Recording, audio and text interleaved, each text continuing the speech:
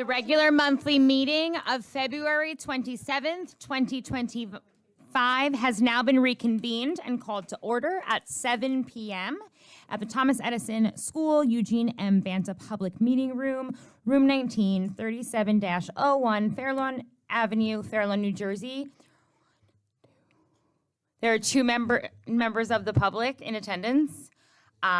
We will now get a roll call, please. Mr. Baldovsky, Here. Dr. Bertolini, He is here. Ms. Brown, Present. Mr. Aliyah, Present. Ms. Favelovich, Present. Mr. Santana, Present. Ms. Yerman, Present. Mrs. Mahan. Present. We have a quorum.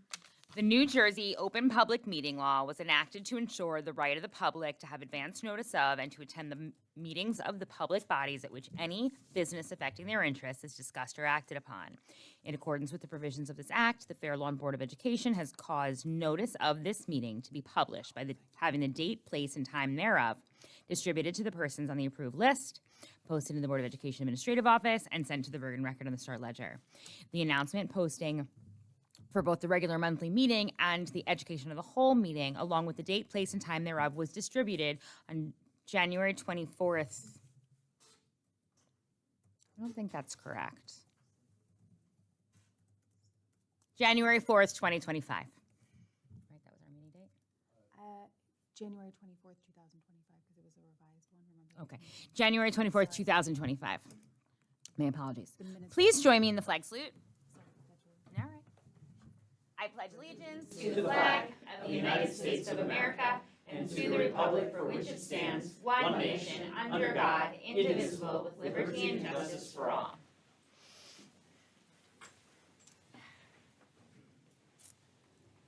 Tonight, we will start our meeting at 7 p.m. for the education of the whole committee, where Dr. Dionisio, Ms. Claire Keller, and Ms. Camille DeFranco will be presenting district goals and objectives, updates, and presentation, which I like to call the State of Our Schools Address. The floor is yours.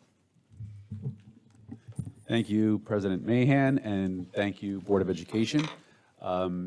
This evening, I am extremely proud to be able to be here with all of you to share alongside Mrs. Claire Keller, our Assistant Superintendent for Education, and Mrs. DeFranco, our Assistant Superintendent for Student Services, on our district goals, mid-year update, and to provide some backdrop for those who have not seen last year's presentation, as well as kind of giving you a forecast of what's to come at our State of the Schools presentation in May of this year.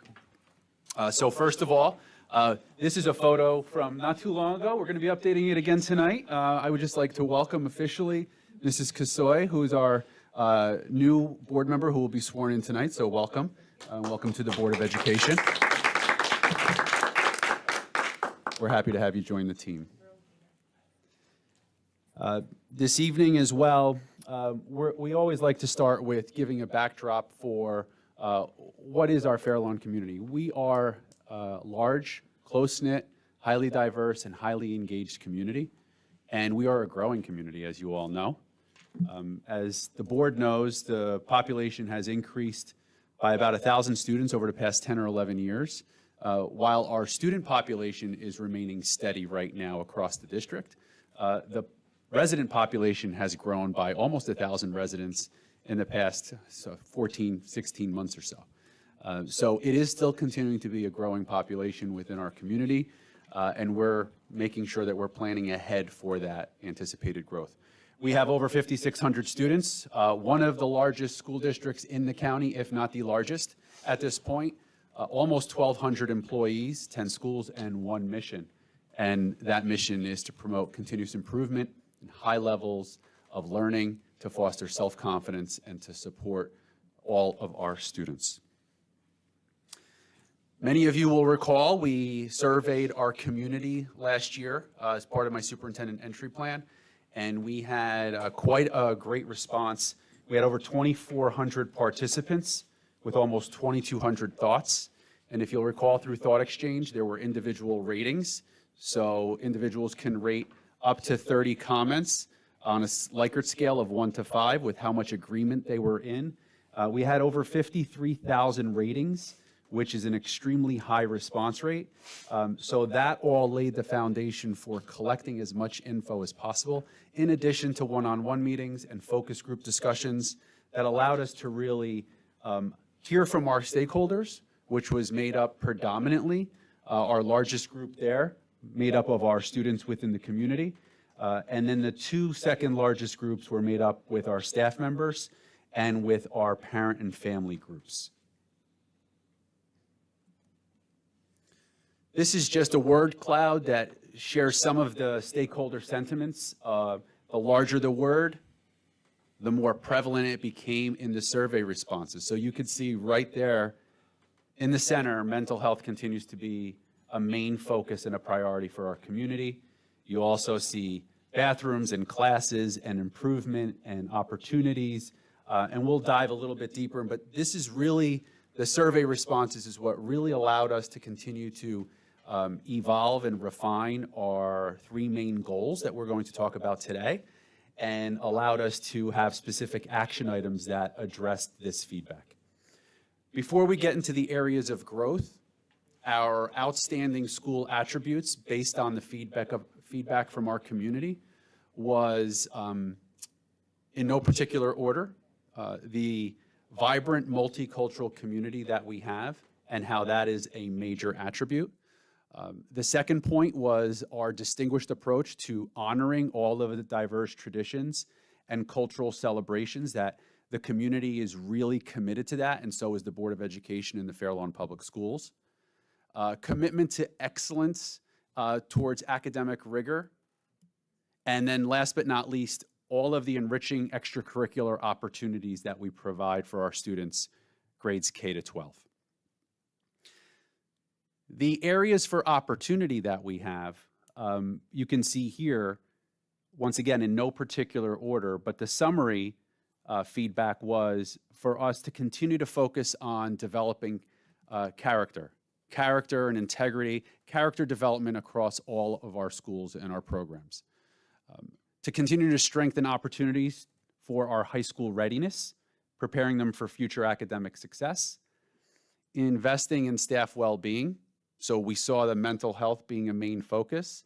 And yes, of course, that focus is on our students, but it also begins with our staff well-being as well, to make sure that they're being supported in order to meet our students' needs.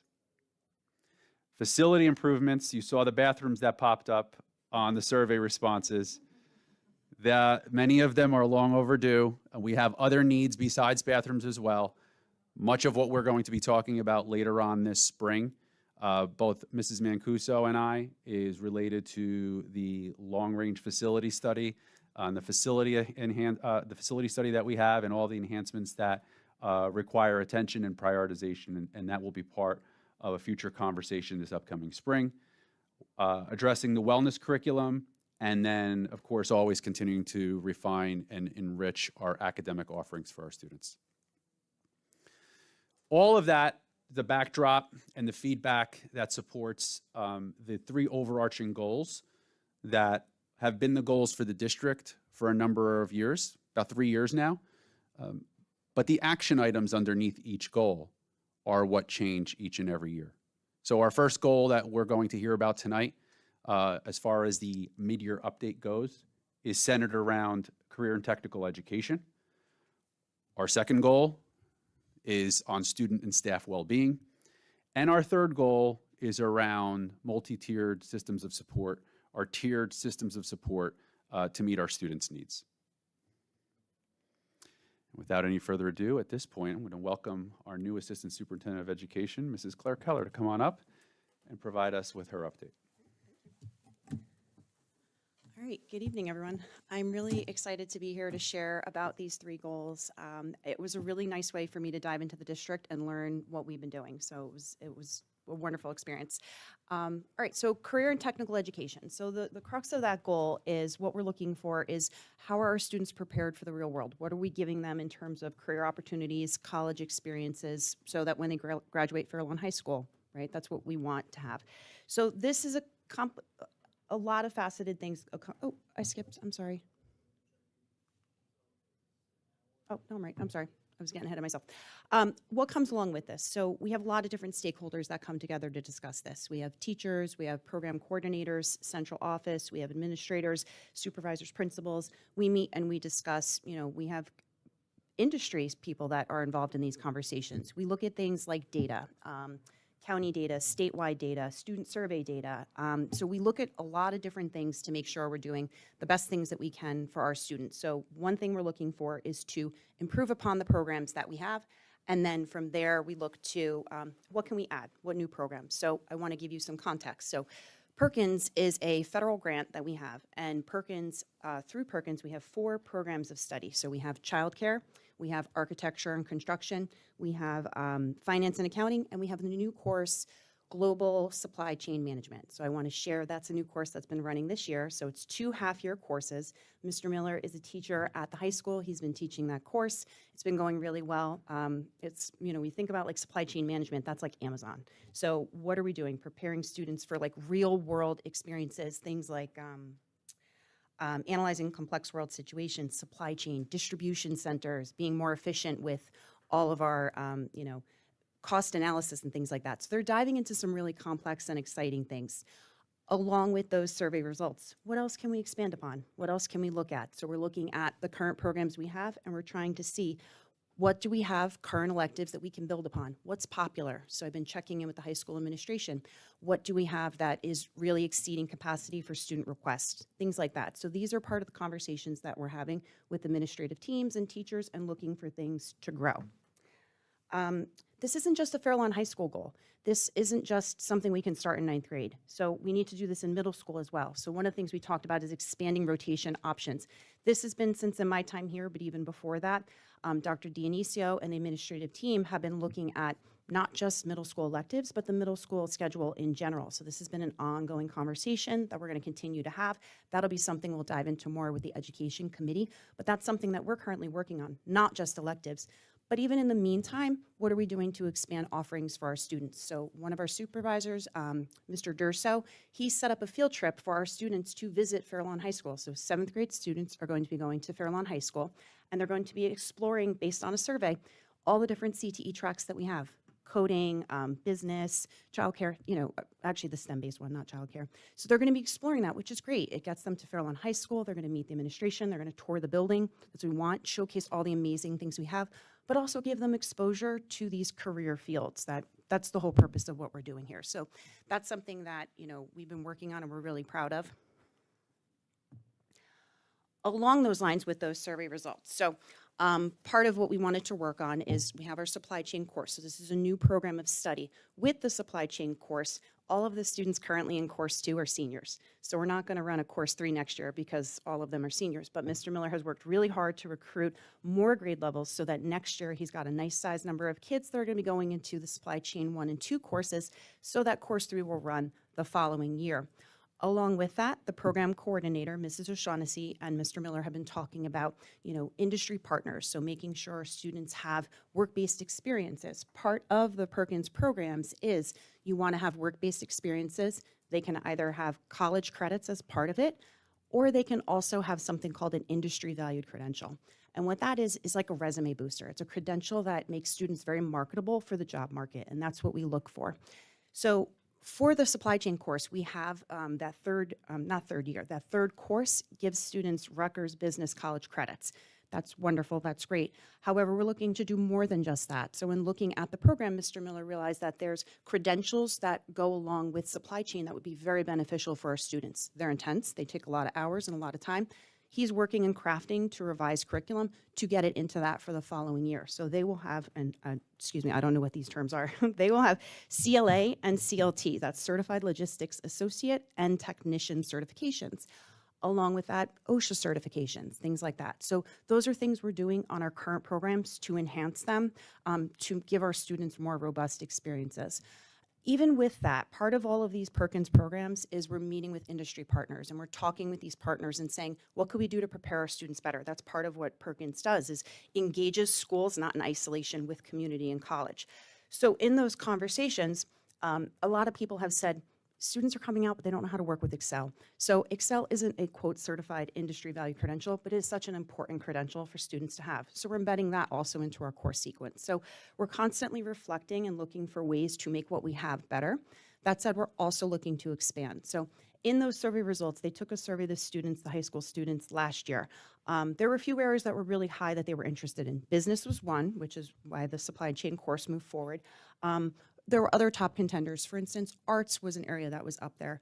In addition to being a high area, it also was an area that there was a lot of student interest in. There was a lot of need and desire to revise the drama curriculum.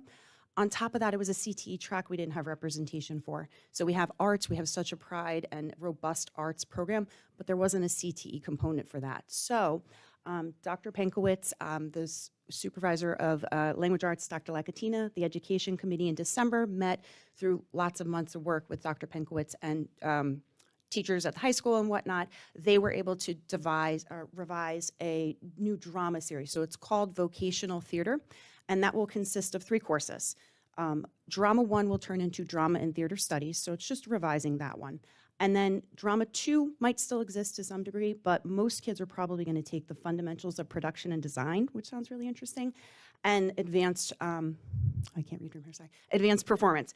And so that is going to be a rich course. It's a much more well-rounded drama experience. It's going to involve things like critical thinking, communication, historical context. They're going to look into literature. Part of Perkins, like I mentioned, is work-based learning. So they're going to really work with theater professionals from the community. So that's an amazing experience, and professional performances. So that's going to give them what they need for that theater and that, vocational experience.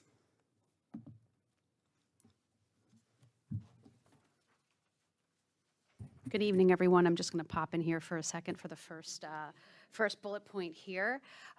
This year, we investigated how we can provide some more elective offerings for students participating in our multiply disabled program at the high school. And I'm really happy to say that we had 2 teachers in the general education setting who partnered with our case managers and other special education teachers to meet, review what we can offer, and this is being offered for 2 electives. So we're really happy about that, and we hope to expand this as the years go on so that they can have more elective offerings. All right. Part of what I've been describing through the Perkins process and adding in programs of studies is a comprehensive local needs assessment. So districts, along with the state, usually typically work with the county and your partners within the county. They conduct this local needs assessment. So that's looking at things like data, interests, talking to industry partners. You have to look at job market data, and you have to analyze this information to make the decisions.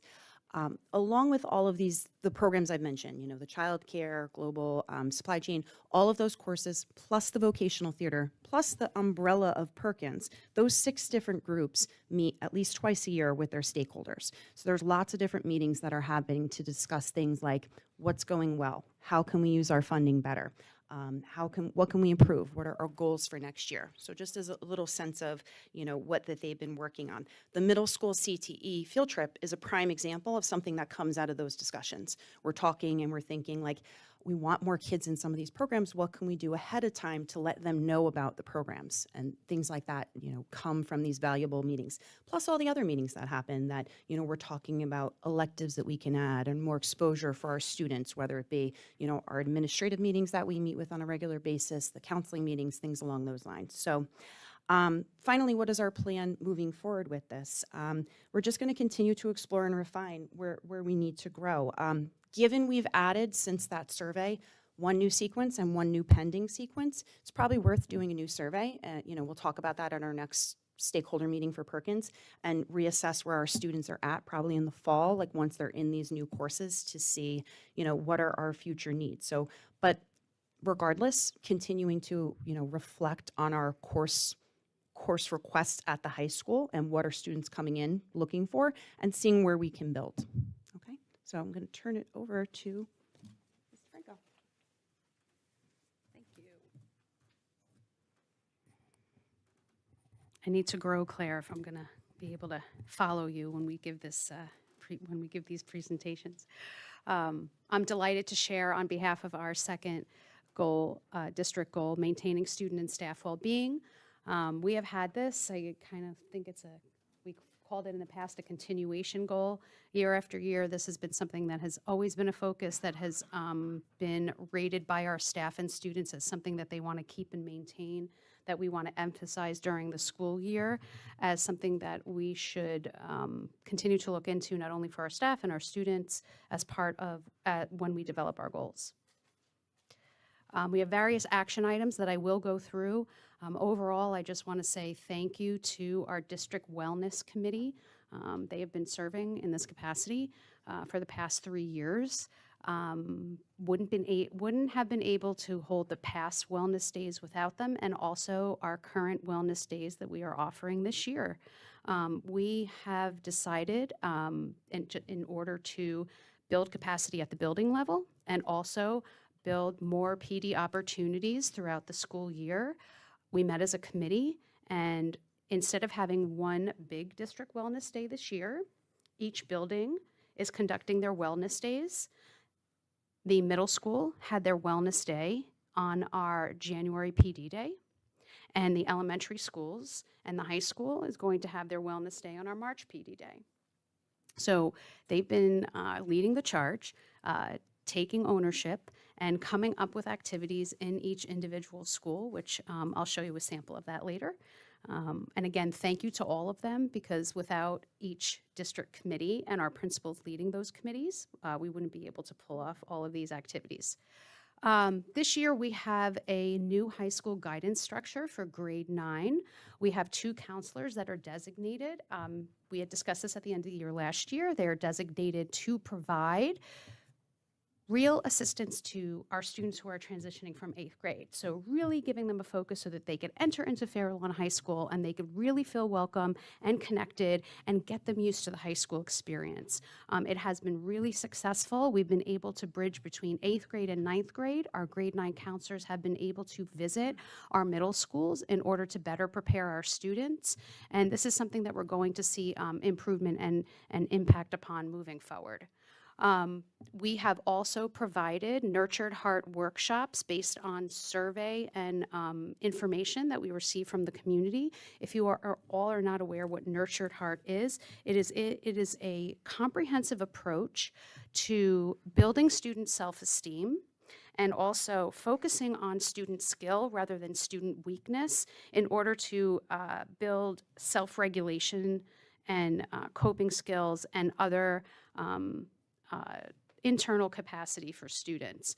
This was provided by Effective School Solutions, so I thank them for their partnership in terms of providing this to our staff members so that they could recognize signs of students who might appear dysregulated or who might need confidence building, and then how to approach those students and work with those students.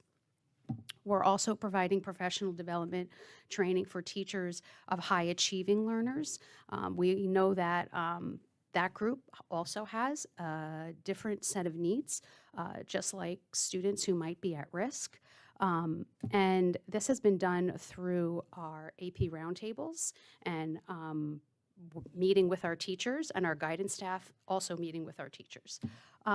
We did provide student counseling groups for high-stake tests and activities. This was well received the past 2 years. I'm really proud of this initiative. Really give thanks to Valerie Pascal, one of our school social workers who took the initiative on this project.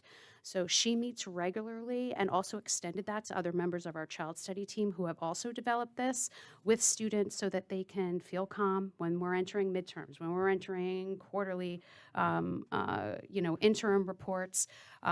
To ease them into that testing process. During state testing, ease them and just say, hey, this is just like any other day. You're going to perform just like you do. And guidance staff has also worked with administration to create effective student-teacher pairings for all of our classrooms, which is always helpful, right? You want to have the right match from the start for certain students, and also our teachers who could be highly skilled in one area and match really well with a certain profile of student. We have been providing professional development. Let's click this one. Go over this one? Okay. I was just going to do the part of the ADL one because we were talking about that, unless you want to go over that part. Okay, all right. We partnered with the Anti-Defamation League in order to provide training. This is why we adjusted our Wellness Day schedule, and also to give it some more individual impact in each building, to provide professional development this year. We had those sessions. Claire is going to tell you more about that, but that's part of why we were facilitating more for that. We're going to circle back to that. Ms. Keller can come up. Do you want to know, or do you want me to go through those parts? It's fine. Go ahead. Go ahead. I can stand right here. All right, I've been so impressed with joining the team and seeing how much differentiated professional development we provide our staff. It's really rich, and there's a lot of great experiences.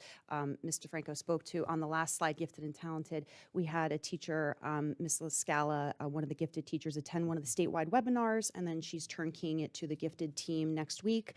And, you know, it's not just going to PD, but taking it, sharing it, and then, you know, making sure we're putting it into our classroom. So along those same lines with HIBS and BIAS and all of our training. So we're trained throughout the summer. Mr. Camegno did part of our training in the summer. I wasn't here for that one, but and continued training on that as part of the anti-school bullying specialist. I receive extensive training for that. We have a new program, Hipster. We received training on that to ensure that we know how to use the platform, you know, all the compliance features, that we're doing things right. The state did release a new anti-bullying webinar series, and we got a lot of great amount of people throughout the district that wanted to attend. So we look forward to those future times. And in terms of the Anti-Defamation League trainings that were in January and in March, there's numerous sessions that, you know, staff is breaking out to have rich discussions, to, you know, be aware of some really tough situations so that our staff is more prepared to handle these situations.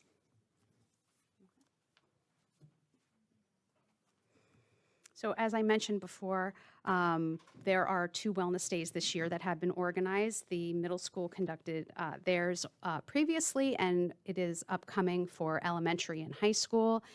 Schools polled their staff, provided a brochure, had them sign up. The Student Services Office facilitated assistance that they might have needed with supplies, and we just had some really, really great things happen in our buildings for those activities.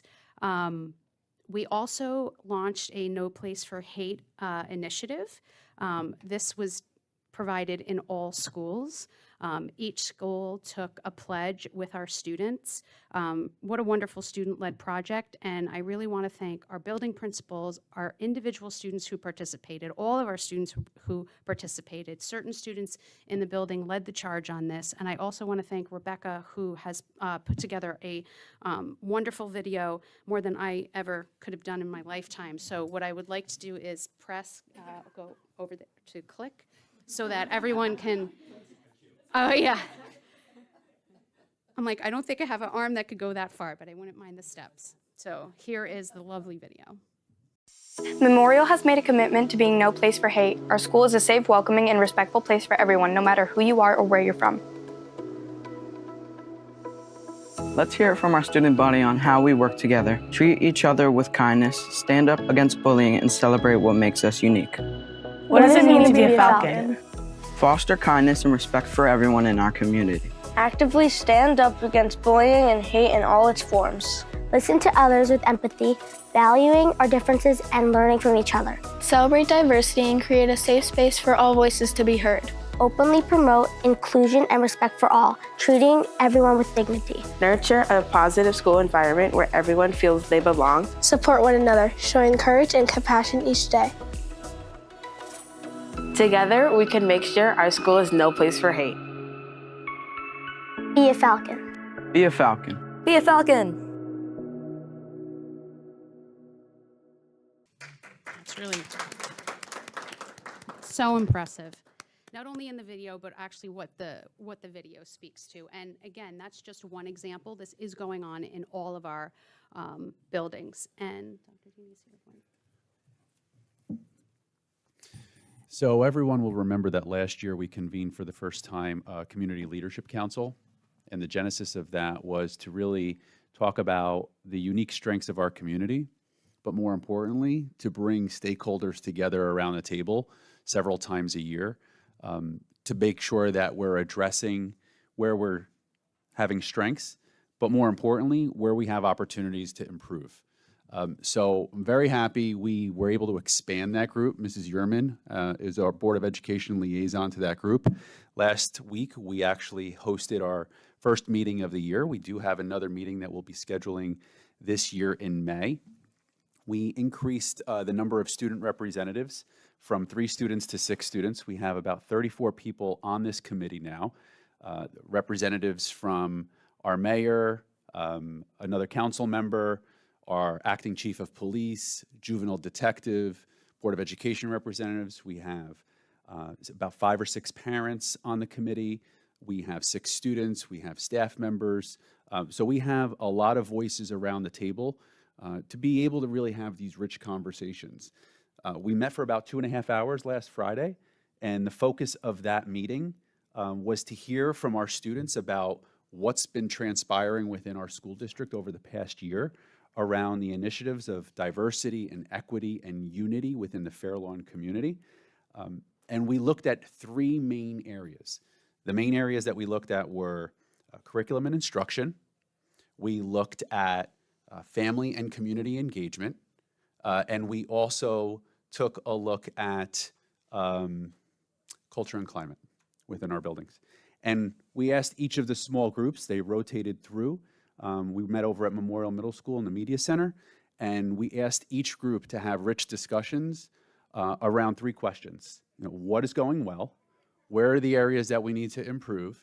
And then what lingering questions do you have for us? And that is going to continue to be the foundation by which we build upon. So in May, when we meet again, we'll be able to take all of that information and be able to use that as a springboard for establishing our district goals and objectives around equity and diversity and supporting all of our students within a Fair Lawn community.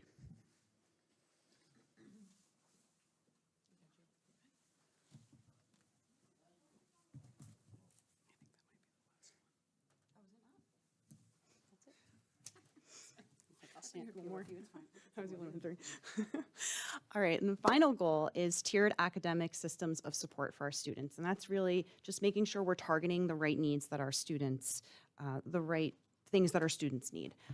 I don't think there's been a day since I've been here that I haven't heard about Dibbles and the many great things that come along with Dibbles. It has been widely embraced, right? It has been so widely embraced, and it serves such an amazing purpose. So Dibbles is an online, it's a literacy assessment that gives us a sense of their foundational literacy skills, but it does a lot more than that. So students can get, teachers can get small groups based on subgroup data, and it lets them know skills that students need to work on. And really the purpose of this is to target students and what their needs are. So we know if there's reading deficiencies, potentially dyslexia, things that are really important for the classroom. And a lot of that is just things that make just regular classroom instruction more targeted and better. So that's something that's been a valuable tool because the assessment can say to the teacher, the student needs to work on certain things, and that's been, really valuable. It also will let us know when the student needs more than the classroom is offering, if they're maybe not growing as much as they should be, and when maybe intervention is a proper next step for that student. And that's where the tiered supports comes in. So Dibbles, in addition, next year we're going to be adding in grade 3. That's part of the state mandate for literacy in screening our students K through 3. So we already have the process K to 2. We've extensively trained a lot of teachers on this K1, 2. Our literacy coaches are fantastic experts in this. I've seen them do turnkey training. So I went to a session where they were working with our ML teachers, and they were looking at the data, they were looking at their students, and they were talking about what's the implication of this in the classroom. How do we help their classroom where they are most of the hours of the day? How do we help these teachers support these students? So that was a really amazing conversation to take part of. And so, the point is really, are we targeting our students? Along those lines, No Red Ink is another program that we're piloting this year for grade 3 and 4, and that is supporting grammar lessons. So if you think back to, the grammar that we probably did, it was in a book. It was dry, it wasn't very engaging, you were, filling in or circling things. That's not what this is. So this has a lot of different things. Some of it's whole group, small group, it can be targeted, it can be individual. The kids can do quick writes. It can actually work up to the point where they can get essay support for things. So it's really engaging tool. They also can do assessments in there to give the teacher a sense of areas of weakness and So Dibbles, for instance, was implemented, the student assessments were given with the coaches. So the coaches were part of that to make sure that, we knew the process, we worked through any of the issues that there were. And now this last final time, the teachers will be doing it with support of the coaches to, we all now have an even playing field of how to implement this program. And then finally, there was a lot of conversations over the course of this last year about gifted and talented and program changes and things like that. So I want to update you on 2 of the changes that were in effect for this year to highlight. So our literacy and our mathematics seminars were trimester-based courses. So this year, they're now full year-based courses. So their teachers are seeing them regularly, once a week, working with these targeted students. In addition, we added in a Tier 3 gifted and talented section. So that is across various different data points, creativity, COGAT, NGS Lite, lots of different data points, our highest level students. And so it's a small group of targeted students, not necessarily subject specific, right? And so I've gotten a lot of wonderful feedback from the gifted and talented teachers in terms of the meaningful relationships that they've been able to build, but the in-depth conversations and the level of rigor that is happening in the classroom. So Mrs. Lindsay at Radburn was telling me she was observing Mrs. Crowell, and the conversation, she's been a principal for a while, has seen many gifted and talented classes and observations, but she said the richness of the conversation, the level that the students were diving into was significant, and she really attributes that to the consistency and the shift in the structures that we've implemented this year. So I wanted to highlight that. Just very quickly to talk to you about how there's, multi-tiered systems of support still apply to even our students at risk, but also our students with special needs. Claire mentioned before the use of the Dibbles. What we were able to do, and I applaud my special education staff at the K-6 level, because this is where we had our first pilot implementation of this. They implemented and were trained in the Dibbles early on.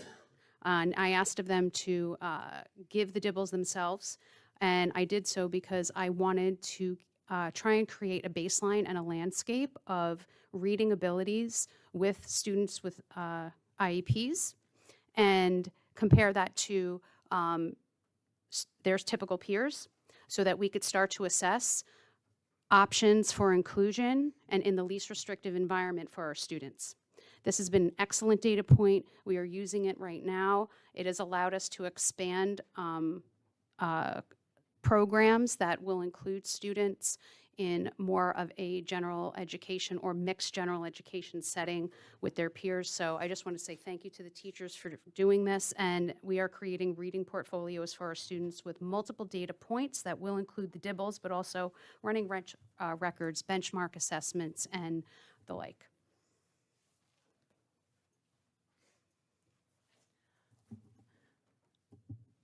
All right, and going over the action items, I was so excited to see Link It as one of the action items because it is such a powerful tool to make sure that we are meeting the needs of our students and targeting support for our students. So Link It has a lot of different features, one of which it's an assessment platform. So students can go in, they can take their math benchmark unit assessment, they can take their, each trimester assessment based on, the grade level standards, and we look to see, are they meeting the proficiency for the grade level standards? That's one piece of it, and that's important and has been a valuable tool.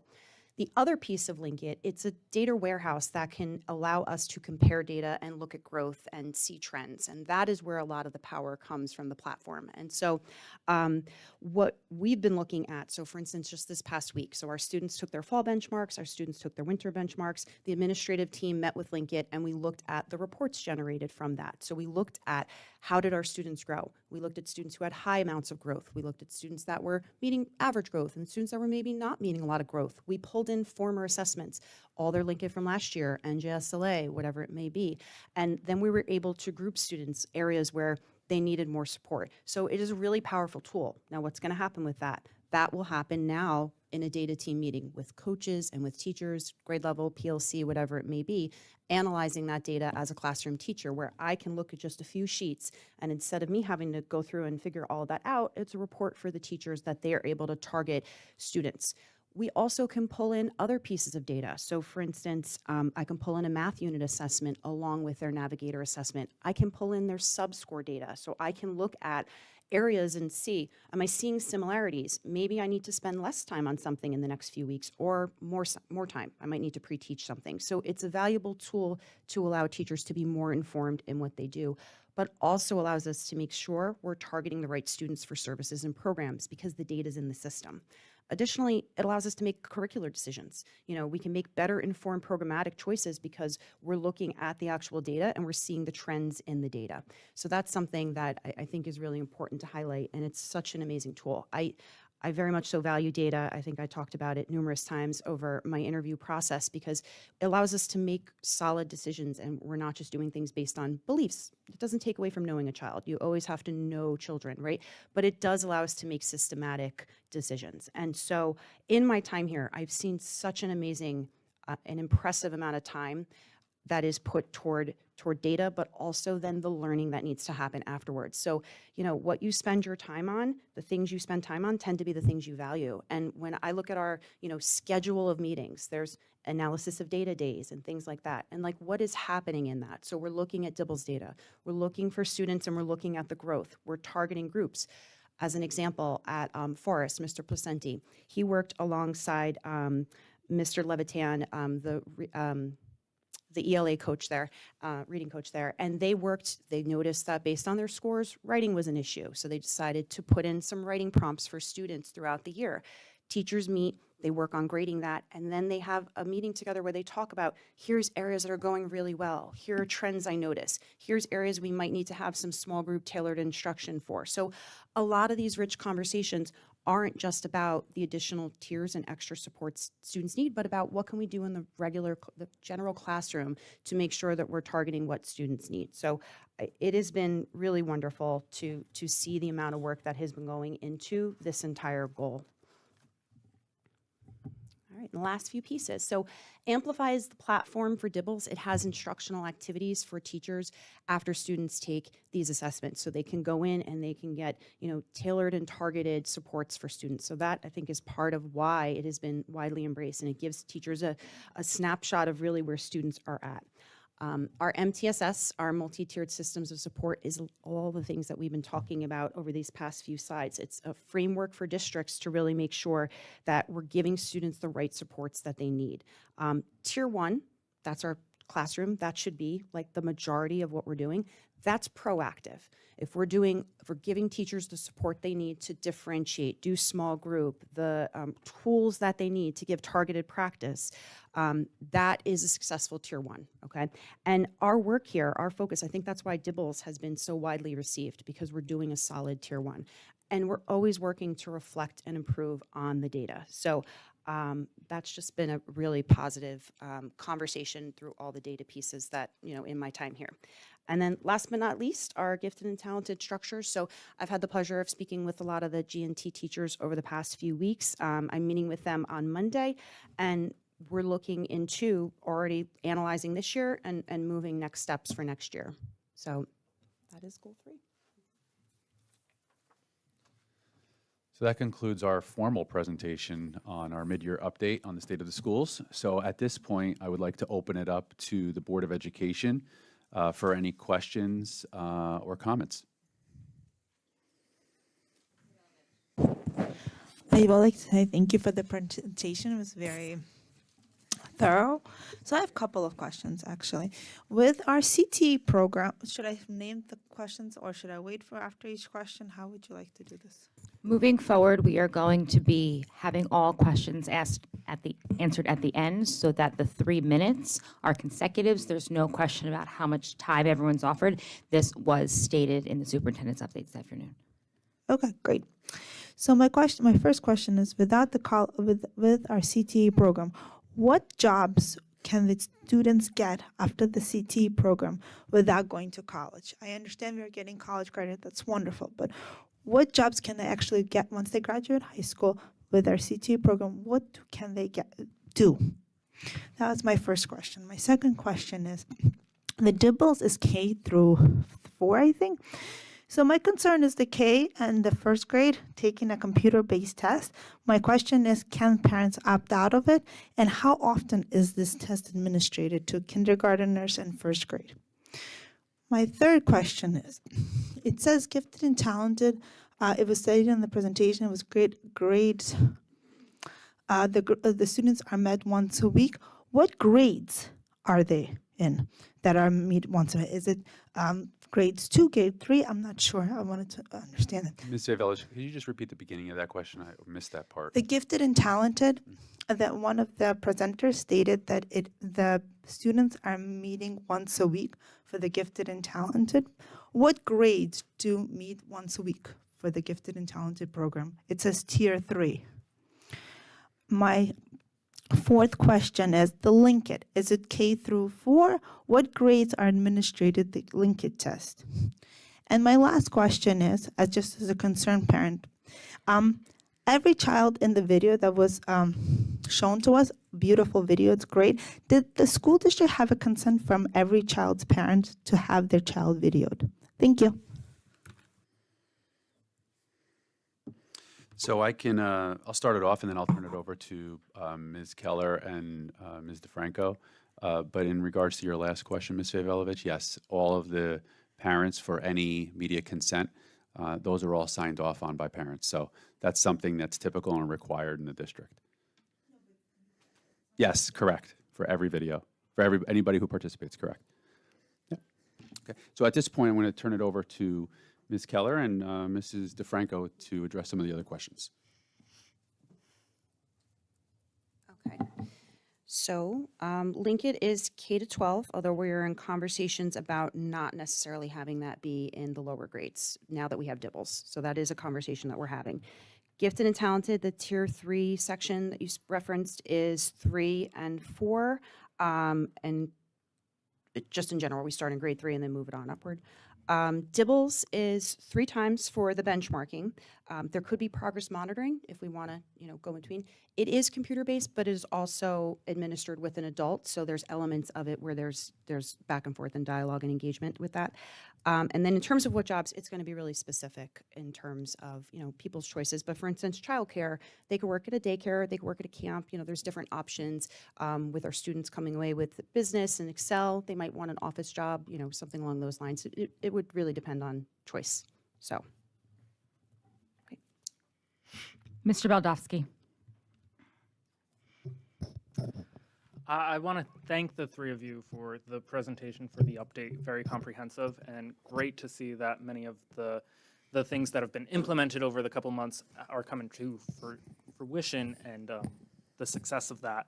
My one question or comment, I guess, is really when are we going to start discussing trades when it comes to the CTEs?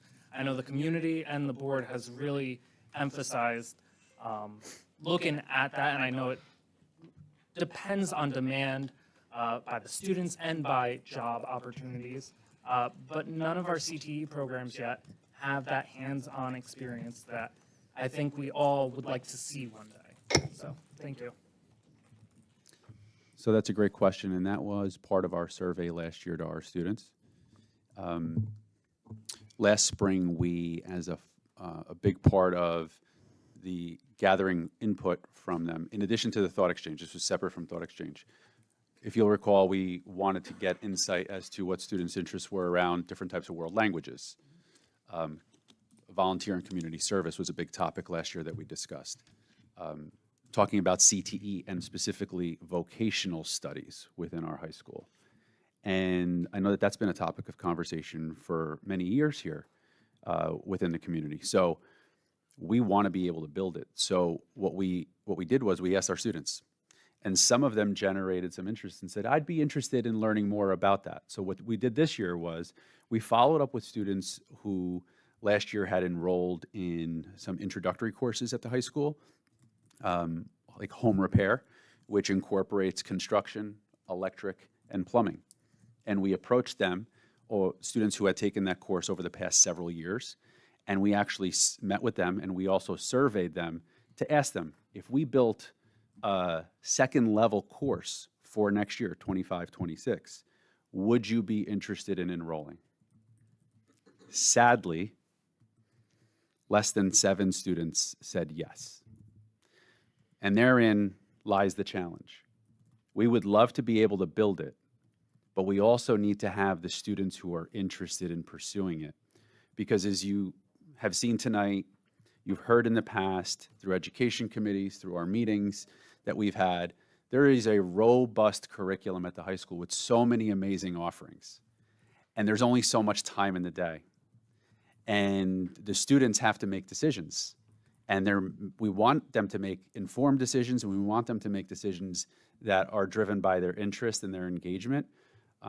But when we're only having perhaps 6 or 7 students who want to take one course, that's not enough interest to then be able to build a program. And then we're having conversations. We wanted to combine and expand upon that home repair, which had construction, plumbing, and electric, to have a more advanced level of that, because we felt when we spoke to our students, by separating it out into 3 separate courses, there was actually even less interest because there's not enough room in the schedule. So it is something that we're going to continue to explore.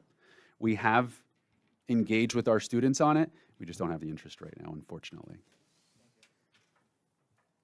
Other questions? Ms. Yearman. Thank you, and I'd like to thank everyone for the presentation and anybody behind the scenes that contributed to this great presentation. I have a couple of questions, and it's directed really at the vocational theater program. So I was wondering a couple things. In Perkins grants, can you, bless you, can you purchase equipment as part of the program that you want to bring forward? Is there an existing program right now? How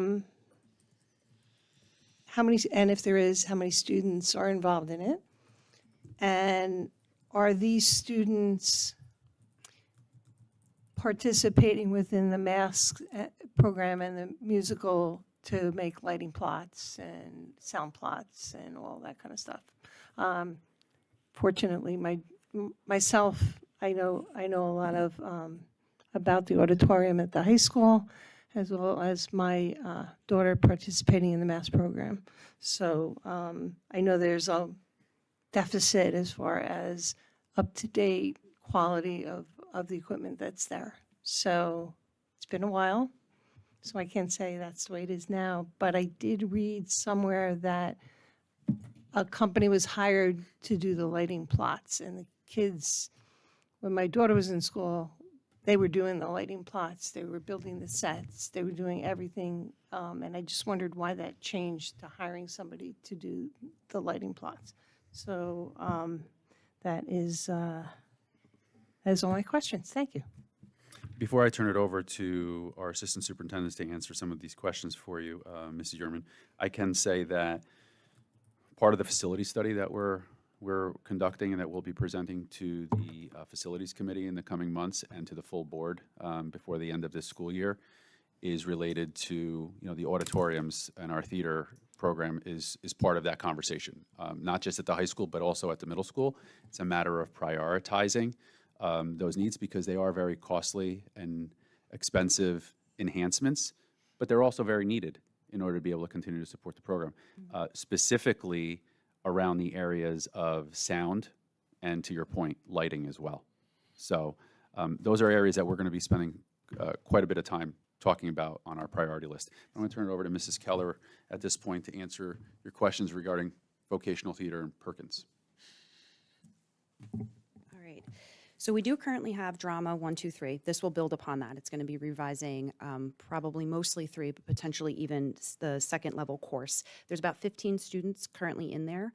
I don't know about their other programs that they're involved in, like the play and whatnot. I'd have to get back to you. But in part of this sequence, they will definitely be part of productions and performances. That's part of what their course is in studying. In terms of what can Perkins buy, Perkins is not as much money that would be able to afford lighting. It's also very, very finicky about what they will allow you to buy. So probably not something along those lines, but they will be able to buy things like classroom resources and things that would work. So there's possibility, just not quite lighting. So Thank you. Can I just tag? Mistress, oh, go ahead. Can I tag one question on to the 15? Just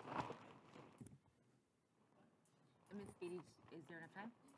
okay. So just on the 15 students, is that who's total in all 3 classes, or is it like how?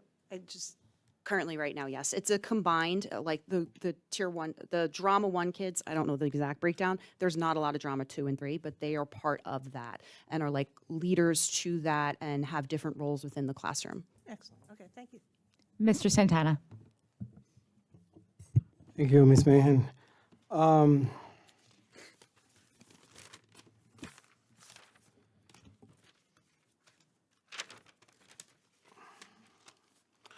Thank you, Dr. Dionisio and Ms. Keller and Ms. DeFranco for this update on the district goals. I too was concerned about the trades, as in vocational tech, that the board had been discussing. We have been discussing this for years. I would say for probably maybe more than 10 years. And, it amazes me to hear what you had to say, that there's no interest among our students. And, maybe it's because we keep telling our kids, 4-year college, 2-year college, 4-year college.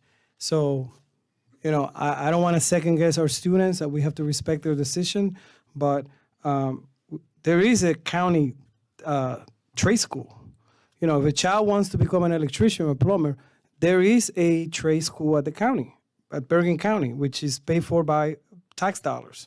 And and we pay for many students who are currently attending, who live in Fairlawn, to pay a lot of money for the tuition, But the board should not make a commitment, put the taxpayers on the hook for that program if there's no interest in the students. And we can't be the school for everyone. We have limitations.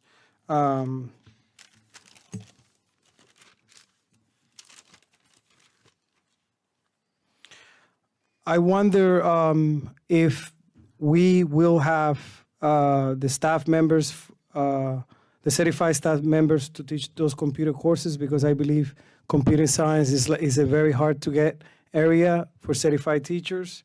I would like to know if you can briefly, please, explain the rotation option at the middle school. I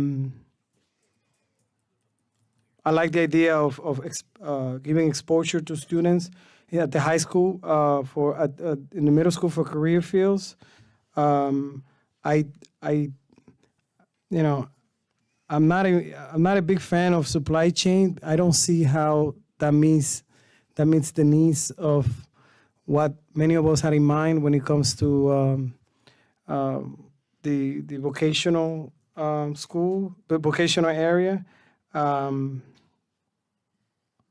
I want to commend Dr. Penguin's outstanding job in the district. He's a great professional.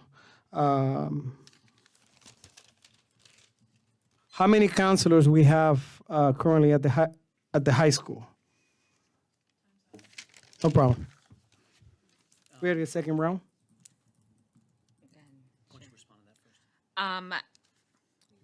So we are currently open. However, we are in the middle of a committee of the whole. So if I can, just a way Please. of point of information. there is requirement that Board of Education meetings begin technically before 8 p.m. The minutes, I would request to reflect, as our agenda reflects, that we opened at 7 o'clock and began our Board of Education meeting at 7 o'clock. The public was welcomed at 7 o'clock. We have been, during the last hour, in a committee meeting of the whole, this education committee, which is wonderful, wonderful presentation, great questions. We are open, and the meeting has been going since 7, so I will leave it to our board president as far as the agenda and where we're going next. But this meeting is open and it has been open, just so the record reflects. Thank you. Thank you. I will just ask, can you, sir, can I hold off on answering that question? Let's make sure that we have enough time and that we're not holding off on, we have 2 students outside. If not, those questions can certainly be brought to questions on agenda items, because this was on our agenda tonight. So if we do need to open and swear in our new. That's fine. trustees, They heard the questions. and we have our students outside. Yeah, that's fine. Dr. Bertolini. Okay. I try to be quick. Since I'm not feeling well tonight, should be quick. First of all, Wilkin, I agree with you on the county. However, over the last decade or two, it's been very difficult for a kid to get in, especially in their junior and senior year.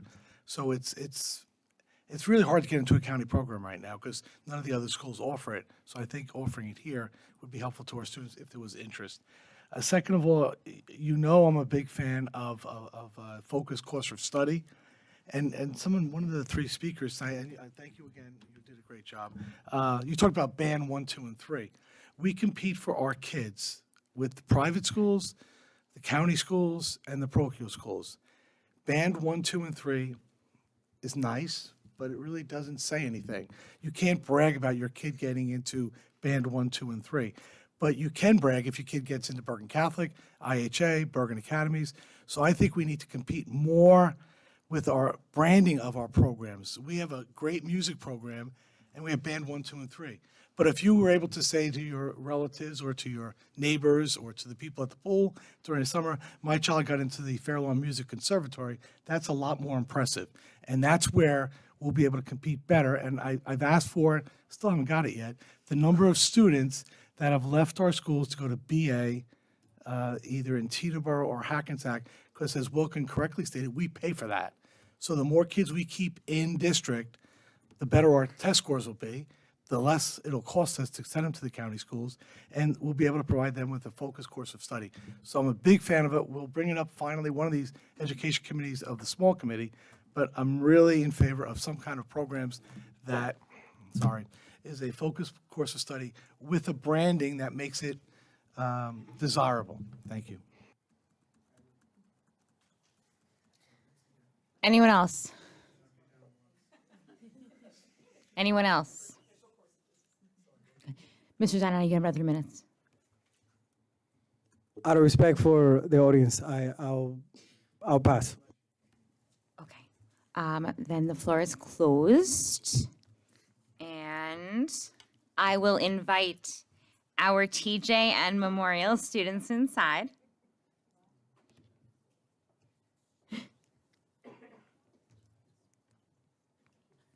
This evening, we have Sanvi Soni. Did I say that correctly? Okay. And Daniela Kochman from Memorial and TJ, who are going to present on their monthly presentation of their schools. Ladies, come on in and sit down. Have a seat.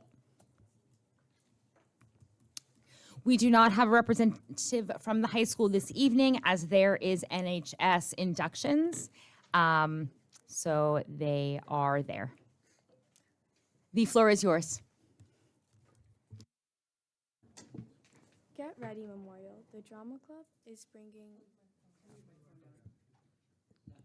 Get ready, Memorial. The Drama Club is bringing some serious fun with their upcoming production of Mean Girls Jr. To get in the spirit, next week is Spirit Week, and the themes are so fetch. Safari, Jake Monday. Wear animal print. She doesn't even go here Tuesday. Wear apparel from a different school. We wear pink Wednesday. That one's a classic. Hugo Glen Coco Thursday.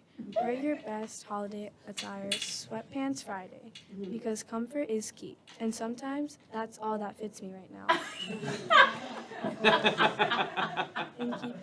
In keeping with tradition, students from Linkrest, Forest, and Westmoreland, along with our senior center and veterans, will get to enjoy a special matinee performance next week.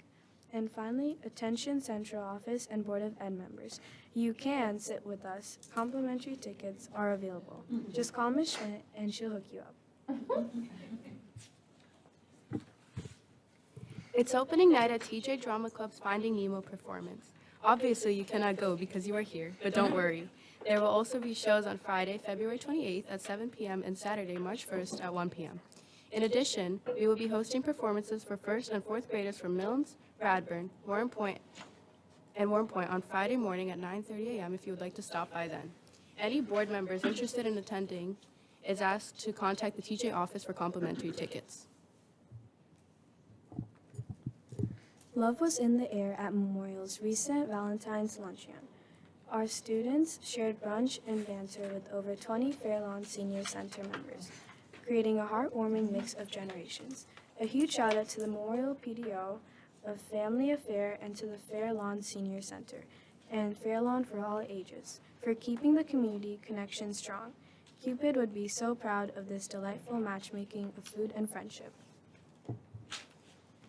We are pleased to share that our annual TJ Cares volleyball event raised $4,000 for our various pediatric cancer initiatives.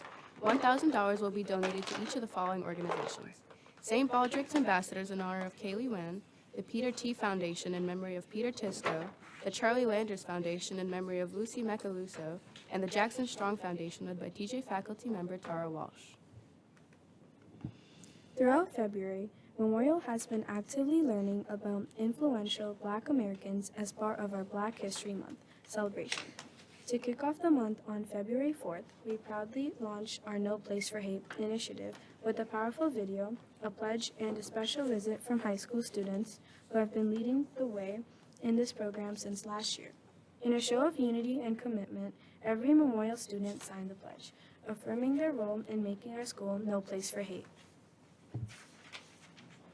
Congratulations to Shira Semri Gertler, Aaron Chan, and Junyoung Jin for recently being selected for this prestigious honor.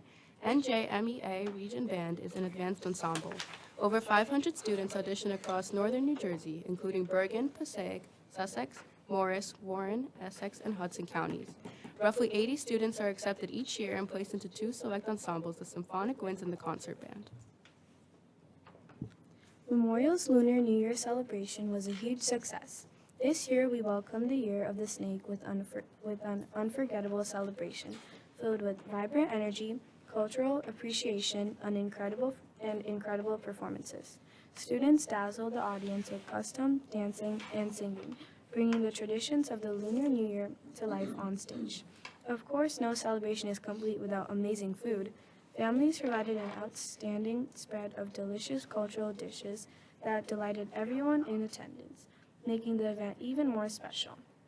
Congratulations to all the students who performed, and a huge thank you to Ms. Wong, the entire World Language Department, and the World Culture Club for organizing such a meaningful and enriching event. Your dedication helps our students appreciate and embrace different cultures in the most memorable way.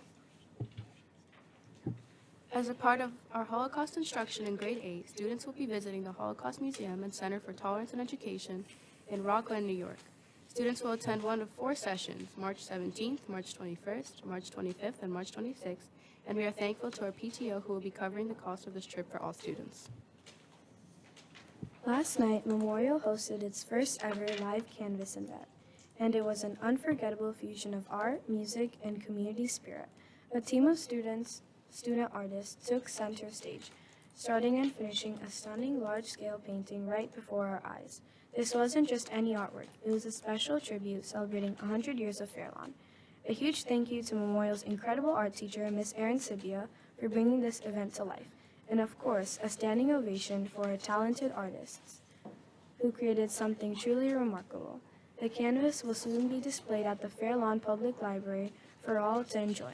With such an incredible turnout and energy, we hope to make Live Canvas a new memorial tradition.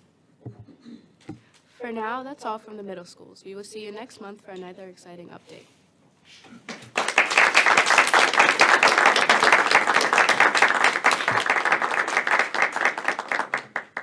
Thank you guys so much. You are welcome to stay, but it's 8:10, and there's got to be something you've got to be doing at home, I'm sure. Thank you both so much for joining us.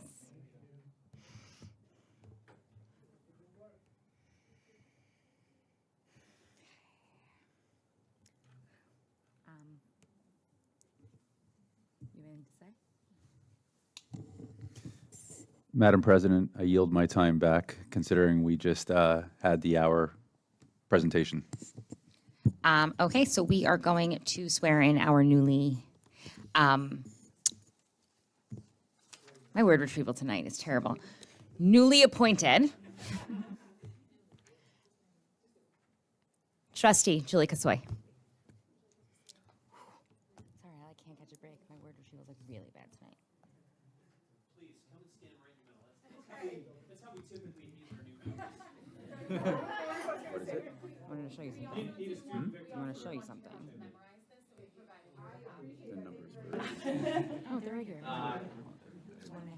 I'm going to share it with you. You're perfect. No, you're Theater in the okay. round. National theater. We're sending our This energy. is one of the favorite things that I get to do. And I want to congratulate you for the selfless service that you have volunteered for, and congratulate you with this. This is our democracy in action.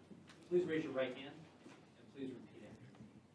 I state your name. I, Julie Kasoy, Do solemnly swear do solemnly swear that I will support the Constitution of the United States that I will support the Constitution of the United States and the Constitution of the State of New Jersey, and the Constitution of the State of New Jersey, and that I will bear true faith and that I will bear true faith and allegiance and allegiance to the same to the same, and to the governments established in the United States and to the governments established in the United States and in this state, and in this state, under the authority of the people, under the authority of the people, so help me God. so help me God.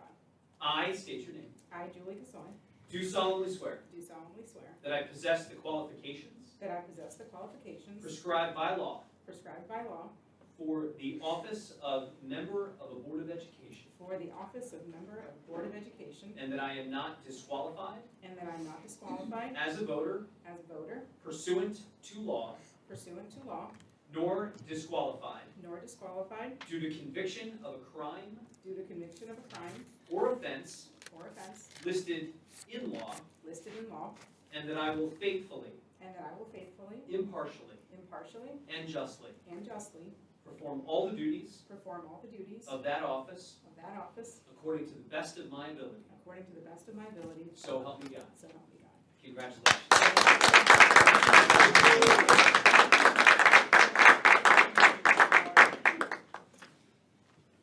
Julie, if you would be so kind as to join us on the dais. Is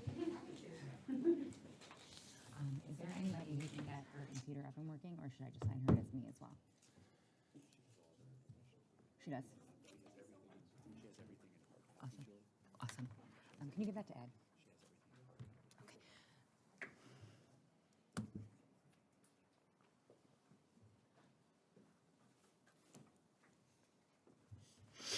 Okay. With that, I would like to get a roll call, please. Oh, wait till Ms. Mancuso sits back down. Roll call of the new board. Sorry. Mr. Baldowski. Here. Dr. Bertolini. Yes, I'm sorry. Ms. Brown. Present. No. Ms. Yes. Yes, I'm here. I don't know. I don't know. Present synonymous. Okay. Can I say Yep. present? I feel judged. Sorry. Mr. Aaliyah. I'll say Present. Ms. Fejvelovich. Present. Ms. Kasoy. Present. No, I'm just Mr. saying. Santana. Present. Ms. Yerman. Present. Shoot. Mrs. Mahan. Present, sorry. We have a quorum. Okay. This portion of our board meeting is specifically for comments on resolutions listed in tonight's agenda. When speaking, please state your name and municipality of residence, specify which resolution you are addressing, limit your remarks to 3 minutes. State law prohibits board members and administrators from discussing personnel matters, student discipline, or other confidential issues. Please note this is not a dialogue or Q&A session between the speakers and the board. While we may not respond immediately or to every comment made tonight, all input is carefully considered and helps inform our decisions. Responses may come through emails, reports, board statements, website updates, or after the comment period closes. Thank you so much for your participation in our school community's governance. The floor is open. Is there anything on the Google form? There are no comments on the Google form. Last call. The floor is closed. All right. I will now open the floor to board member comments on agenda items only. Okay. Ms. Favalovich, Mr. Santana. Let Mr. Santana go first. Mr. Santana. Okay. So my two questions, one of my questions was not answered from the presentation, so I'm asking it again. Can parents opt out of dibbles in grades K and 1? My number two question is, although there's lots of different routes, one of the things I learned during the New Jersey school boards, they have certifications. I was wondering if the next presentation the administration present, they can actually list the certifications that the kids can actually achieve with their CT program. So that will give us an idea what they can actually do. For example, one of them I thought was really cool was food safe. Obviously, we don't have that, but so they can work in the kitchen. So they really don't need another 6 hours. So something like that would be nice to see, if possible. So that's my two questions. My next question is, why does the district invoke the doctrine of necessity? If you could explain, because I realized the last time there were two things that were failed the motion, and I assume that's the reason why we are doing the doctrine of necessity. My question is, if you abstain, does that count as a no vote? Does it count as a yes vote, or does it count as a vote, or does it count as a no vote? That's my third question, I guess. The BCYEL, I asked for the administration for the June 10th to provide an agenda what exactly is being presented at the meeting. I didn't get it, so I was kind enough during my lunch period, which was 42 minutes, to leave my job because I don't have internet, to write an email to this administration asking if they could please clear it up so I don't have to say it during a board meeting. Unfortunately, I will really respond in a couple of minutes. It just showed not kindness. And if you want unity and kindness, the response seemed to be very unkind. The next question is 10E. If the intervention, I'll actually read the email. Hold on. I'm going to ask that please use your computer instead of your cell phone. It's what they're there for. I don't have the email. I know, but unfortunately, we did make a decision last year that we weren't going to use cell phones. Everybody's been using their cell phone. Not that I Every have single. seen. I'm going to not use our cell phones because that was a decision that we made based on an email that you asked about. I'm just reading an email. I am not. So, Dr. Denisio, I'm emailing you from my personal account as I currently have no access to the board email. There are a few questions from the agenda that were never answered. Number 1, how did the board receive reports and when for the Ramapo program? That was my question. Number 5. Number 6B, the agenda for the June WCVIEI workshop was never provided. Can you please provide it? Number 3. The district is paying extra for the intervention by the district teachers during the day. I assume that's the math and English specialist in the district. Correct me if I'm wrong. And please explain Your time is up. Okay, I'll come back next time. Thank you. Mr. Santana.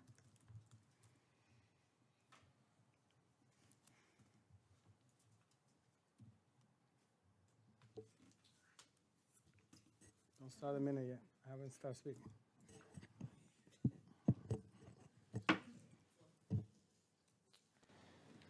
thank you to our wonderful administration, led by our great superintendent, Dr. Dionisio, for providing the answers to the several questions that I sent in advance to the administration.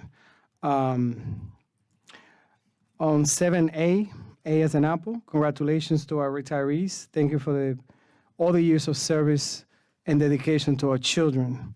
We wish you health and happiness in retirement. 7F, is this just an MOU and side agreement for, I apologize, is the doctrine of necessity on the agenda just for the MOU and the side agreement, or for an obvious reason, should we do a doctrine of necessity for the entire year, Dr. Dionisio, being that the 5 who, you know, the 5 who are, you know, the educators, we're going to be here for a year. So I think it would be practical, efficient, if we could just do a doctrine of necessity for the whole year. Correct me if I'm wrong, if that's not the case.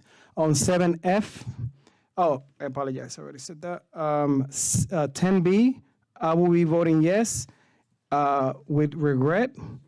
I believe that position, I believe it's a science position, and we are at a loss when we lose a teacher.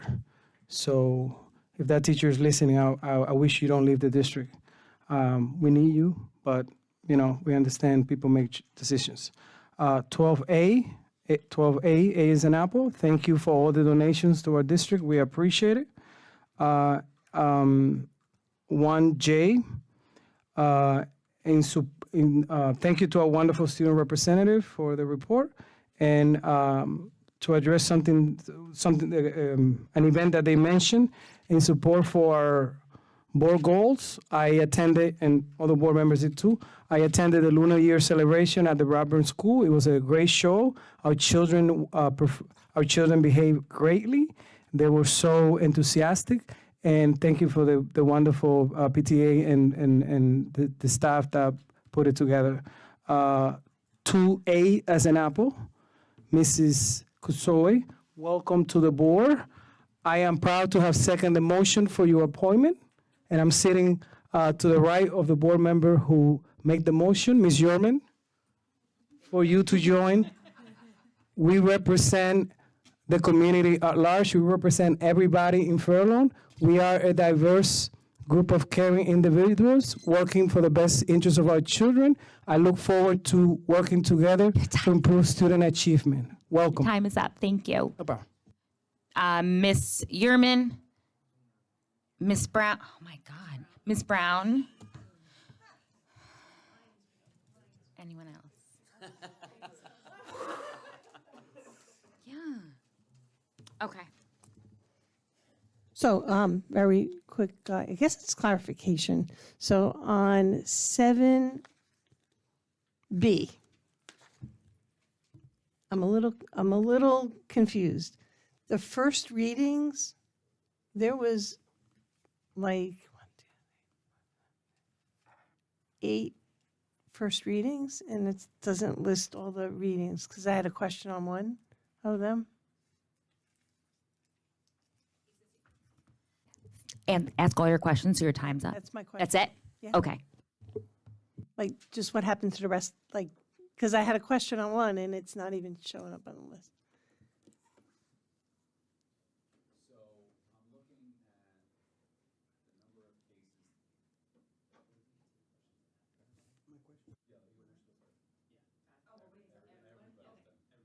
Okay, yep.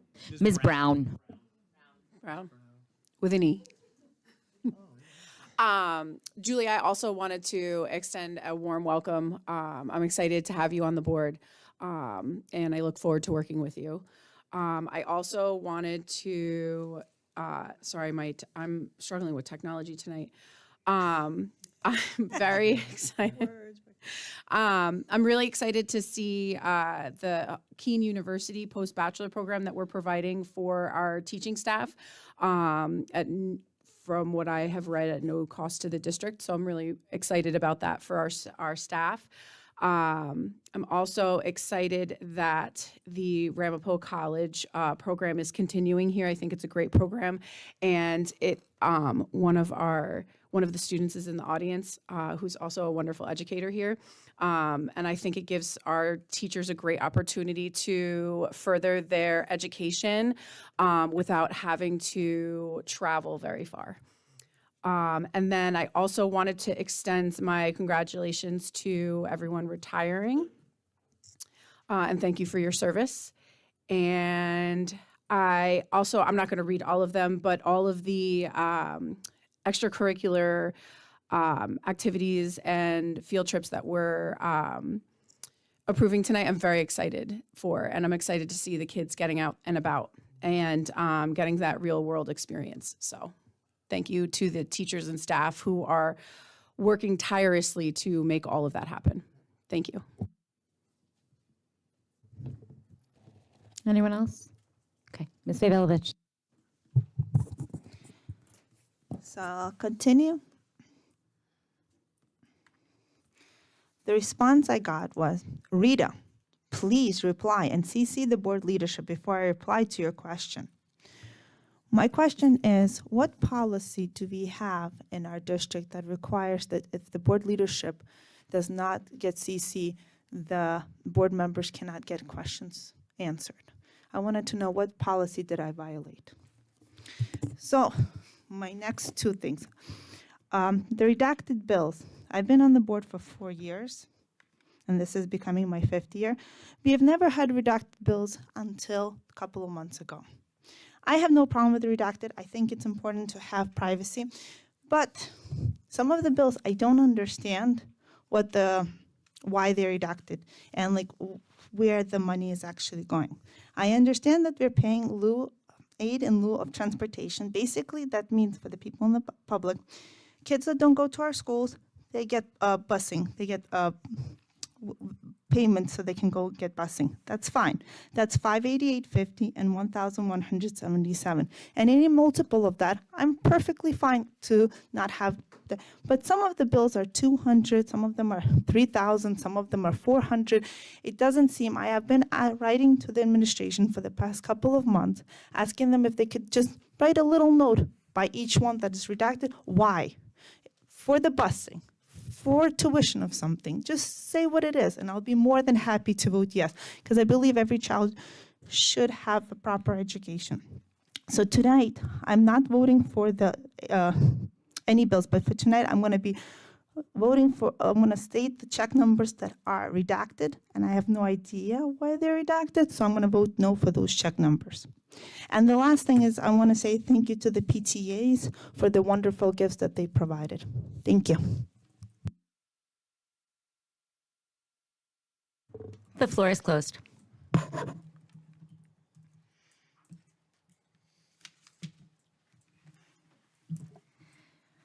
If everyone can just please make note that we will be doing 7A, B, E, and F, and then I will be reading in 7G, which is this evening's closed session information.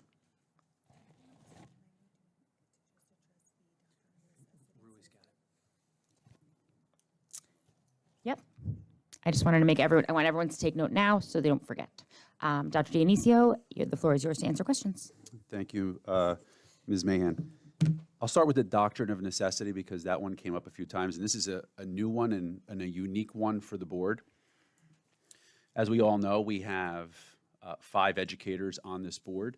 The doctrine of necessity, to answer your question, Mr. Santana, this is not a blanket doctrine of necessity for the entire school year or entire calendar year.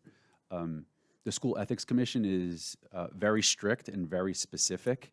So this doctrine of necessity is specific to only the items that are on the agenda for this evening.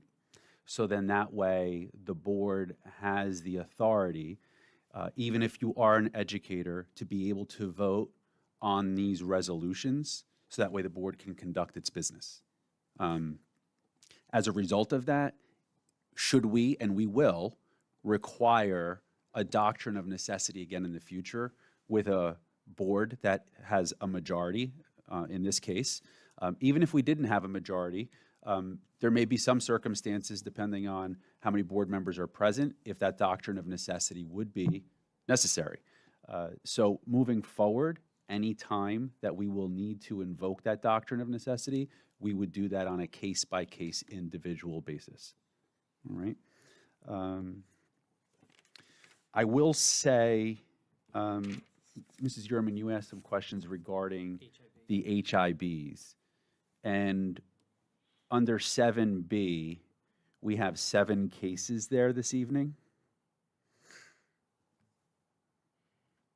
Those were the second reading. And those are second readings that are from the first readings from January. So I am looking right now at the Excel spreadsheet that the board received in January. Those 7 cases correspond with the second readings for tonight. Right. No, these are all second readings. So these are the cases that were presented to the board back on as early as January 16th. They were part of the executive agenda for January 23rd, and no board action on first readings, just review and deliberation. And then tonight is board action on those 7 cases for second readings this evening. The board also received for tonight first readings that there's no board action until the March 18th meeting. Can I just clarify something? I was a little confused as well. We only vote on HIBs that are second reading. It's another aspect of the law that the legislature's made confusing.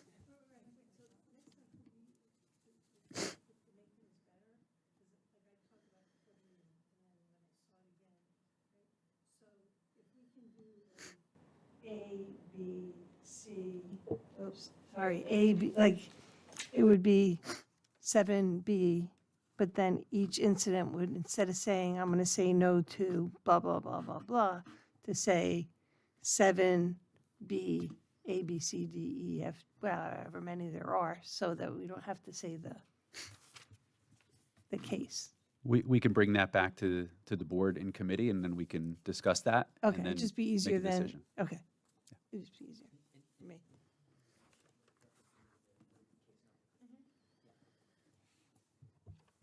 You can also, please, and members know, because these are individual cases with individual facts and circumstances.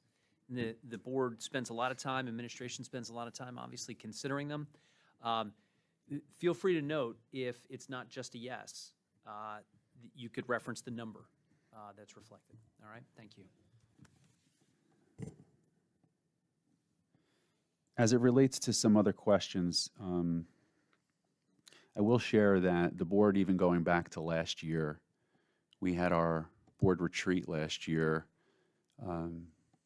together at Fair Lawn High School, and collectively the board agreed upon process, and I believe that this board agrees that policy and regulation, how we govern, how we administrate is really important. Consistency. And this board agreed that in communications with the superintendent, because there are 9 board members and there's only 1 superintendent, best practice is for when a superintendent contacts the superintendent, agreed upon was for those individual board members to copy board leadership, both the president and the vice president. So Ms. Favalovich, to your point, I'm just following the agreed upon practice. I never stated policy. There is no such policy. To that point, I did not receive a response back after you received my email, to which you did receive it because you read it this evening. So to answer your questions, though, we heard recently from our financial auditor.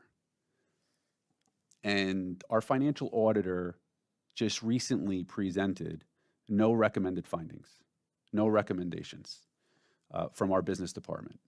And that's a testament to the leadership of Mrs. Mancuso and Mrs. Beatty and everybody in the business office. the function of running a district is the sole responsibility of the superintendent and the administrative team. The function of a board is to govern and to draft policy. We did not hear any recommendations. The information that the board has in order to be able to make decisions this evening and every meeting with a bills list is specific and is redacted because the board is not supposed to be privy to any personal information, whether it be of a staff member, a student, or any family member. So I've said it consistently, I'll say it again, we're not going to be providing that information. It's irrelevant. It has no bearing to make a decision in a board vote. Board members are entitled to abstain if they wish. I would also say that as we move forward, I know the recommendation from some, very few, has been, can't we just make a notation on each of these bill lists with specific notations? That's not the way the board wants to have the administration spend their time. Every minute that is being spent on making a notation on dozens and dozens and dozens of bills lists is a minute that takes us away from working with kids and working with teachers. And that's not what we're here for. So I stand behind that. Ms. Favalovich, to answer your question specifically, which they were answered, so in the update that was provided, as it relates to the Women's Leadership Conference, the March agenda items was shared with the board. That was a question that was asked. There is no June agenda that has been released to us as of yet. As far as the question related to intervention teachers with the additional pay, those are part-time professionals within our district. And as a result of that, they get paid additional hours based on voucher in order to be able to provide the math and literacy intervention for our students that's necessary. The Ramapo program, I provided an update, asked and answered. And the last question that you had was around legal issues and providing an update. I stand behind the question and the response that you received the other day, and there are no legal issues that are before the board for deliberation and action, so there are no updates to provide at this time. The Dibbles question, my first question. I'll turn it over to the extent that Mrs. DeFranco and Mrs. Keller can provide a response to those questions. Otherwise, if there is no response, then we can follow up through the appropriate channels.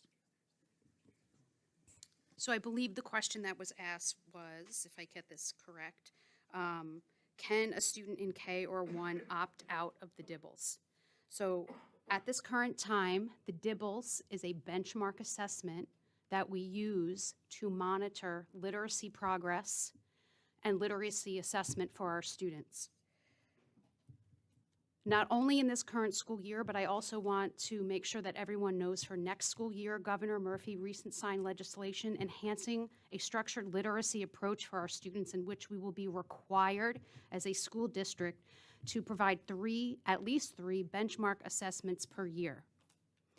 In county meetings that I have attended and in meetings that Dr. Pankowitz has attended, the Dibbles was chosen because it has been recommended in our local circle here in Bergen County, but also all over the state, as a reliable assessment for structured literacy. The reason why is because the Dibbles assesses students in phonemic awareness, phoneme segmentation, letter sound ID, fluency. There's other markers. I don't know them all off the top of my head at this point in time. And that is what needs to be assessed through structured literacy presentation. The district right now does not have a mechanism for students to opt out of benchmark assessments. I would discourage that. Benchmark assessments provide information so that we could craft intervention that may be needed for our students, whether that is intervention for a student who is at risk or intervention for a student who might be accelerated. So I would hope that a parent would not want to opt out, and if that is the case, I would love to have a conversation with the parent to explain why it is a good resource and why it is necessary and required, not only by law, but also just for good practice and good progress monitoring for our students.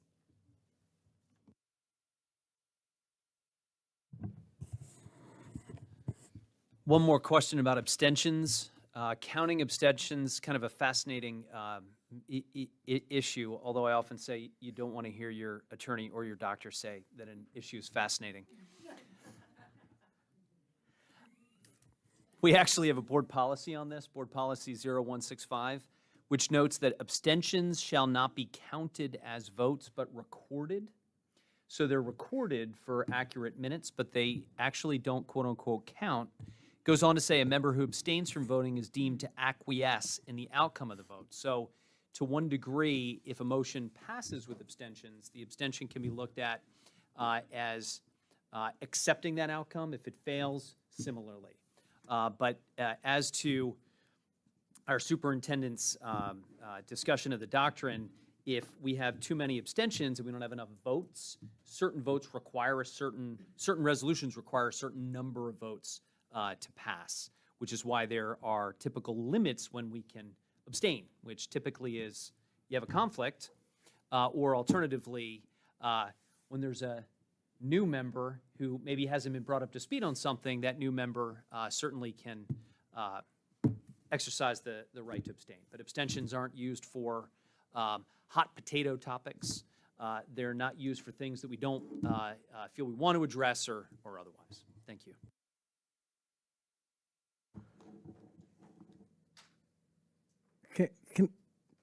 Can I say something?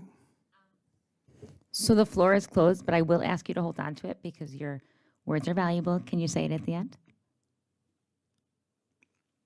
Yes. Thank you. I wanted to make a comment on our fellow board member requests. Hold on to it. Hold on to it, please. Thank you. Okay. Can I get a motion for 7A, B, E, and F? So moved. Second. I'll do it after, because I want to get this one out of the way. Yeah. Ms. Brown and Mr. Santana. Roll call. And this is just for 7A. 7A, B, E, and F. We'll go back to 5. I really wanted to get this one out of the way so I don't forget the new one. Mr. Baldowski? Yes. Dr. Bertolini? Ms. Brown? Okay. Yeah. Yes, on 7A, 7C, 7D. There is no 7C and 7D. It is 7A, B, E, and F. Thank you for the clarification. 7A, 7D, 7E. 7A, B, E, and F. That was Ed's. He pointed to it. 7A, 7E, and 7F, yes. I know you tried to help, but it was. As to B, no to TJMS 7 and WS1. Yes on everything else. Thank you for being so patient. Mr. Alia? Yes. Ms. Favalovich? No on 7B and abstain on 7F. Ms. Kasoy? All right, I'll do my best here. Okay, I abstain on 7. Oh my gosh. 7B. B, yes, B, and I need to abstain on 7E for conflict of interest. The others, yes. 7B and 7E are abstentions, correct? Yes. Mr. Santana?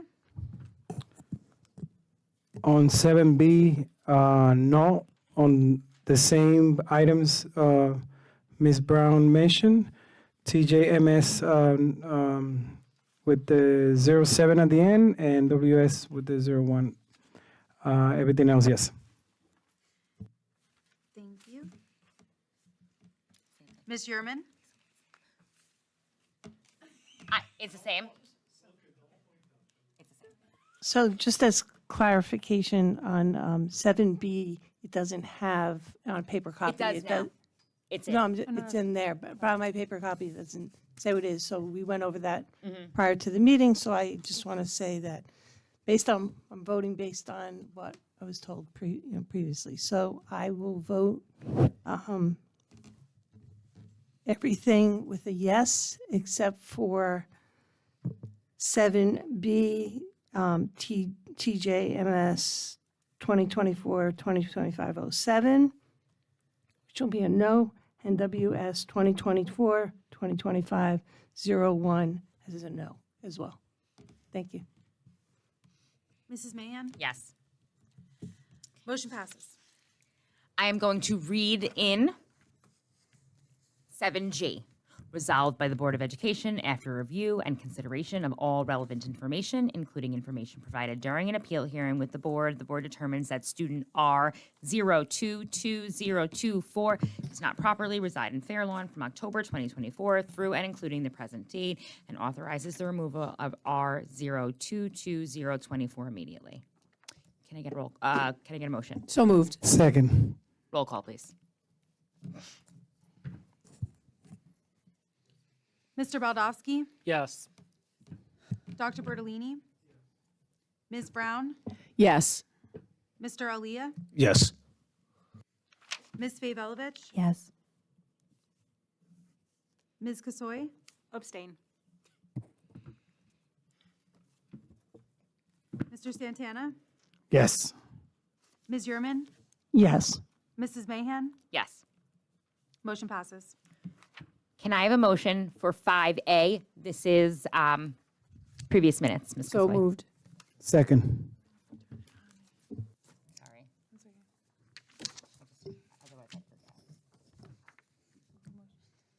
Jean and Wilkin. Roll call, please. Mr. Baldowski? Yes.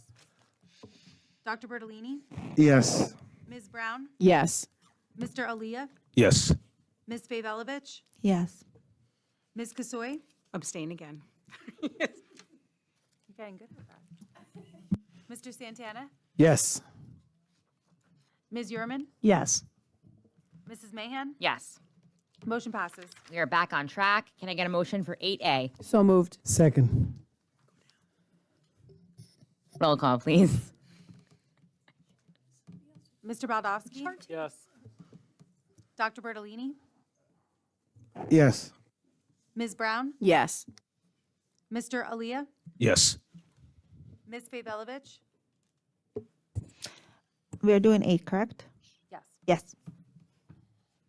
Ms. Kasoy? Happily yes on this one. Woo! Mr. Santana?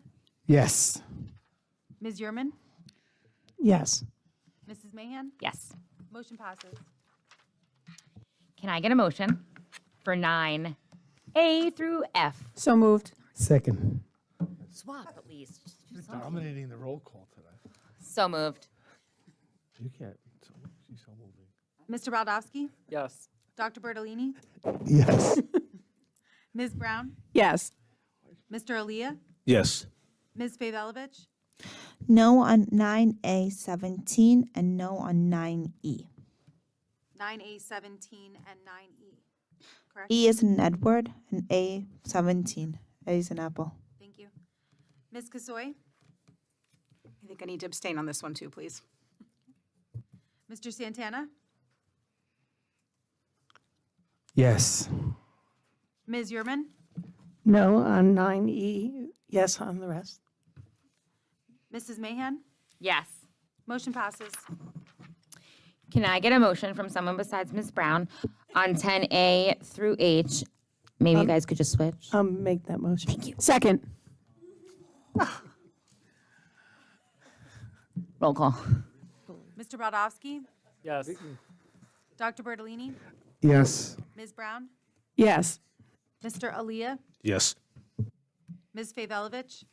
So I'm going to no on certain check numbers. And for 10C, 322132, 322133, 322084, 322-093, 322-028, 321-990, 321-955, 321-962, 321-896. Thank you. Ms. Kasoy? Yes. Mr. Santana? Yes. Ms. Yurman? Yes. Mrs. Mahan? Yes. Motion passes. Can I get a motion for 11A through D? Whoa. Roll call, please. Mr. Waldowski? Yes. Dr. Bertolini? Yes. Ms. Brown? Yes. Mr. Aaliyah? Yes. Ms. Favolovich? Yes. Ms. Kasoy? I'm sorry, I can't find where we are. Can I abstain on this one? You I went know, so take your time. Hold on. We're gonna pull it up for you so you can take a quick look because you were so prepared for this. Gotcha. Yes, I'm a yes on that. You were prepared. I know you were. We'll give you a simple agenda. And also, you're gonna next time we're gonna have you set up and you're gonna have your laptop. Perfect, thank you. You're doing great. Mr. Santana? Yes. Ms. Yurman? Yes. Mrs. Mahan? Yes. Motion passes. This is 11, right? We're on 12. Ms. Kasoy, would you like to move 12A through G? I would be happy to. Okay. Say so moved. So moved. Second. Thank you. Roll call, please. Brown is my second. No, it was Ms. Nierman. Mr. Waldowski? Proud. Yes. Dr. Bertolini? Yes. Ms. Brown? Yes. Mr. Aaliyah? Yes. Ms. Favolovich? Yes. Ms. Kasoy? Yes. Mr. Santana? Yes. Ms. Yurman? Yes. Mrs. Mahan? Yes. Motion passes. Lastly, can I get a motion for 13A through I? So moved. Second. So much wealth going on. Roll call, please. Mr. Waldowski? Yes. Dr. Bertolini? Yes. Ms. Brown? Yes. Mr. Aaliyah? Yes. Ms. Favolovich? Yes. Ms. Kasoy? Yes, I'm ready on this one. Mr. Mr. Santana? Yes. Ms. Yurman? Yes. Mrs. Mahan? Yes. Motion passes. I thought you were going to take it easy on me. It's budget season. I'm sorry. This portion of our board meeting is specifically for comments on any matter. When speaking, please state your name and municipality of residence. Limit your remarks to 3 minutes. State law, what? Did I miss that? Oh. State law prohibits the board and administrators from discussing personnel matters, student discipline, or other confidential issues. Please note this is not a dialogue or a Q&A session between speakers and the board. While we may not respond immediately to every comment made tonight, all input is carefully considered and helps inform our decisions. Responses may come through emails, reports, board statements, website updates, or after the comment period closes. Thank you for your participation in our school community's governance. The floor is open to public comment on any business. Ooh, Ms. Hoffman never talks. Hello, Casey Hoffman, Hackensack, New Jersey, but also current kindergarten teacher here in Fair Lawn. Just to touch on Dibbles really quick, I can give you a kindergarten teacher perspective. I have a feeling that you're concerned about the students interacting with the technology itself, and I can tell you, at least at the kindergarten level, the technology is just there for the teacher to record the responses from the student. The student is in no way actually interacting with the technology itself. It's just a form of data collection, so the student responses get input that way, and please correct me if I'm wrong, anybody who knows. So as far as kindergarten and first grade, that is Dibbles. Thank you. Anyone else? Google Doc.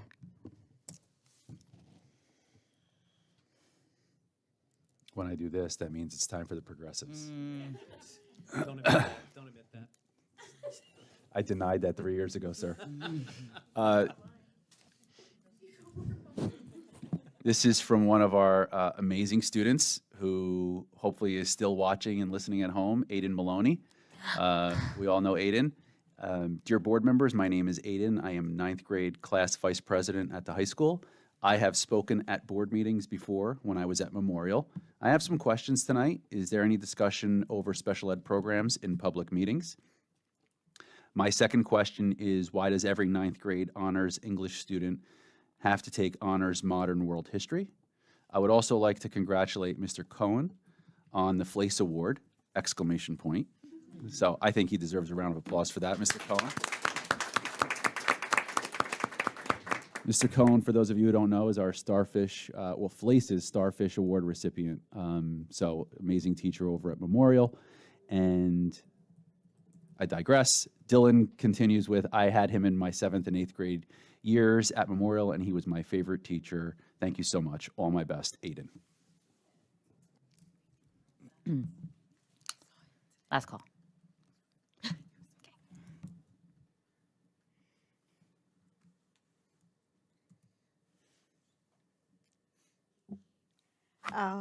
Good evening and congratulations to Julie.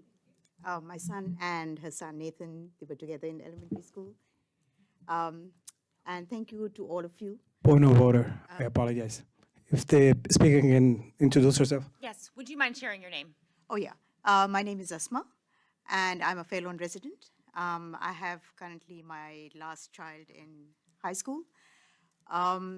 I was very pleased and very happy, and thank you to all the educators in the district for supporting special needs and the pediatric cancer also. Sadly and unfortunately, we do have a lot of students that had been diagnosed over the years from Fair Lawn, and they had gone through the treatment. Some we have lost, but fortunately, there were others who survived also. So thank you for that, for all the support. Tomorrow is a rare disease day, and there is a very rare, February both host International Pediatric Cancer Day and a Rare Disease Day also. And I just wanted to bring a little note to that there is a very rare pediatric cancer which predisposes children to cancer for the lifetime. So just wanted to bring that to also awareness to that. And I also wanted to thank everybody for supporting and coming out from the district. January was the Muslim Heritage Month, and we saw a lot of community members over there. Thank you for that. Our Ramadan month of fasting is starting on March 1st. Tomorrow is our Crescent Lightning at the Municipal Borough, at the Borough Hall. So just wanted to, anyone would like to come in, please do so. We would be happy to have you all over there. And for the educators, since this is a month of fasting and a lot of prayers, a lot of our students are up late into night doing all of that, and are very early up doing before the fasting, eating and all of that. So just so if they can consider doing the assignments for the assignments and the school works and things like that, we would very much appreciate, because we do want our kids to be focused on the month of Ramadan for the internal spiritual and character building. So if they might be a little bit lacking towards the other things, we would appreciate that if you keep that in consideration. Thank you. Esma, would you mind just signing in? Thank you. The floor is closed.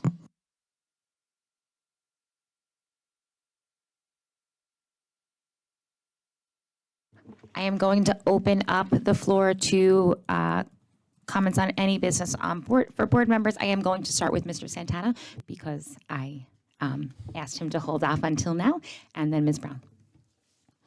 Thank you. We're not having committee reports before board comments.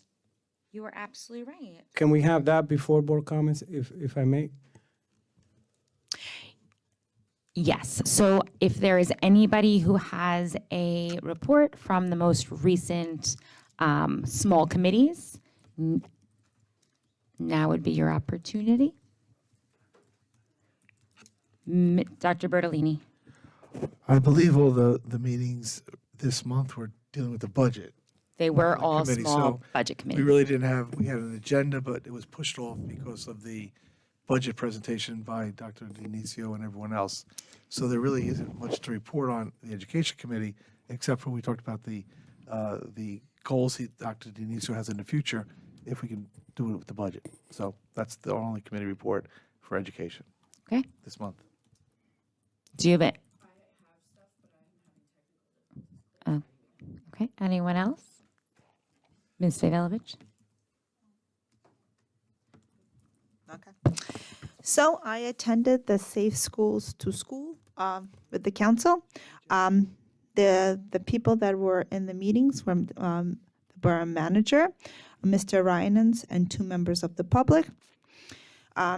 According to the meeting, as all I know is that they meet 4 times a year. The next time we meet is in May. 2 things that we discussed, actually a couple of things we discussed, was in front of the schools to install the yellow blinking signs for the pedestrian walkway. And I sent it to Mr. Santana so it could be part of the shared services, where the school would buy the blinking lights and the borough would actually install them. And the idea behind it is that if there's sun glare or other things, that it would be more visible for the crossing guards and for the kids. So it would be helpful. The next thing they were talking about is a traffic study, not traffic study for cars, but more or less traffic study for how our students leave the school and to see what other ways we can divert traffic in order to make it more safer for our schools. According to the borough manager, it was suggested to the administration when we had the addition for the high school and when we had the addition for the middle school in Chiche. Unfortunately, none of them were ever done because we're adding them. So I wish we could consider having at least one and see if it actually is helpful. And the last thing is one of the board members asked if we did a study during COVID. They also did a study after COVID, and it's still considered not enough for our speed bumps. Thank you. Mr. Baldowski. Just a quick buildings and grounds update that the facility audit has been completed and that the Buildings and Grounds Committee will be reviewing it with the administration at our next Buildings and Grounds meeting. So excited for that. Ms. Brown. I'm sorry. It's Very, very rarely do we speak. I am the chairwoman of the Student Service Committee, and we discussed the budget process and the overview. Ms. Mancuso reviewed budget development, the process, and then Ms. DeFranco discussed the current numbers, program offerings, and budget proposals based on student needs, and discussed her wants and needs to move our district forward. And we talked about high priority items that needed to go into the budget. And we're going to be speaking about how a future cell phone policy will affect our students in our student service programs at the March meeting. Thank you. Mr. Santana. I'm the chair for the Shared Services Committee. At the last board meeting, I verbally asked board members to submit topics that they would like to discuss and follow our procedure. I only received emails from 3 board members, I believe, with topics. I had a conversation with the superintendent, and we would like to meet just the committee, just us, without the council yet. So we discuss the items we have on the agenda, so we are prompt, efficient, and effective in discussing the topics the board members want to discuss. So I'm just respectfully waiting for the superintendent to let us know when he would like to meet, because the district is supposed to provide the research on the topics that we're going to discuss. And, you know, I have to wait for when Dr. Dionisio is ready to meet. And as soon as he's ready to meet, we'll meet and we'll work. We're gonna work like you have no idea, very hard, because we need to share a lot of services, because we need to save taxpayers' money. Mr. Santana, the floor is open for board comment on any item. Thank you. Wow, today's my night.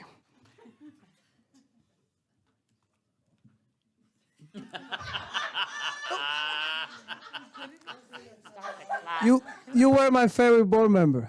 Don't mess it up. You still are. Don't mess it up.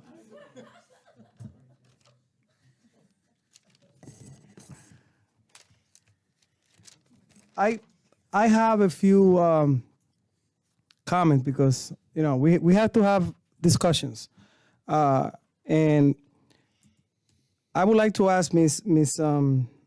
Favelevic. Sorry, everything has to be addressed to either myself. Okay, I would like to ask the chair. Why would we want any student opting out of a benchmark? And you know, I have my educator's hat on, I have my parent hat on, I'm a board member, but we don't want any student opting out of a benchmark, because as the administration stated, and as those of us who are in education know, that's a data piece that the teachers need to have, so they can tailor instruction appropriately for the needs of our students. So I think we need to bring this to a policy committee, because it should be in our policy that parents shouldn't opt out students of a benchmark. Because how are teachers supposed to meet the needs of the students if they can't do that diagnostic? If anything, I would like the benchmark to make sure that our benchmarks are up to date with the standards. So if a student does very well on benchmark, then the students should do very well on the state standards. Because if the benchmarks align with the standards, you know, there should be no issue. But we as board members, we don't get involved in micromanaging the district's benchmark. So that's just an opinion. I don't have a problem with the district personnel attending women's conference. But maybe decrease, the conferences that have to do with, I don't know. But I would like to see more conferences that have to do with improving student achievement. But I don't have any problem. I don't want to see an agenda of a conference that a staff member is going, because that conference that event or that workshop, professional development or conference, had been reviewed by the administration, by the superintendent. So if it's put on the agenda, it's because it had been vetted by multiple layers of approval. Now, in terms of past practices, when I came back my second term on the board, I had a frank conversation with our president, and I did said that we don't have anything in policy that obligates any board member to CC anyone when communicating with the superintendent. But if that brings us together, I'm more than willing to do that. But there are other things that should bring us together. Can I go a second time? You can. Okay, I'll wait a second time because I haven't finished my sentence. Ms. Brown, before we start, I just want to remind everyone, this is not a dialogue between board members, and so I'm going to ask that we not engage in a dialogue or a back and forth. Ms. Brown, Ms. Favelevic, do you have your hand up? Oh, I'm sorry. Dr. Bertolini. I actually thought Anthony had his hand up, so. Whew.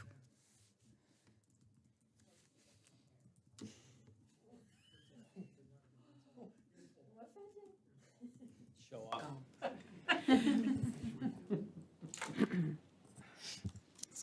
Okay. So I was able to celebrate the Chinese New Year also with Mr. Santana at the Radburn Elementary School. Thank you for that. And Miss Mahan, sorry. Mrs. Mahan. Well, you keep forgetting my name, so. It's karma that I forgot you went. So the three of us attended, and it was really lovely to see like the students and how excited the performers got and how the students got to interact with them. So I just wanted to thank Radburn for continuing to invite us to their events. I wasn't able to attend the Black History Month celebration on February 25th, so I just want to apologize for that. But please keep inviting us to things. The high school also invited us to their Chinese New Year celebration, and Ms. Keller and I were able to attend, and that was really cool to see where we were able to see where it starts and then where it kind of culminates at the end, where students were speaking in fluent Chinese, and there were dances, and there were songs, and there were games. My youngest son didn't want to leave for his basketball game. It was just really, really cool. So I just wanted to thank the high school for inviting us to that. I wanted to wish, yes, fencing season is still happening. So I wanted to wish the fencers good luck at state individuals this weekend. And this is kind of like the last hurrah for them. And I just wanted to say that I will be wearing my stripes for Rare Disease Day tomorrow. I have my sweater all picked out. Thank you for sharing that with us. I also wanted to share that I am excited to share information that I'm going to receive at my women's conference in March with Mr. Franco when she attends hers, because I think it's really important to celebrate women, especially at top levels of administration, and to support each other, because there aren't very many of us. And I aspire to be like you one day. And last but not least, I'm really, really excited for Read Across America next week. We've been invited to a lot of different schools, and my lunch periods are jam-packed. I am so stoked.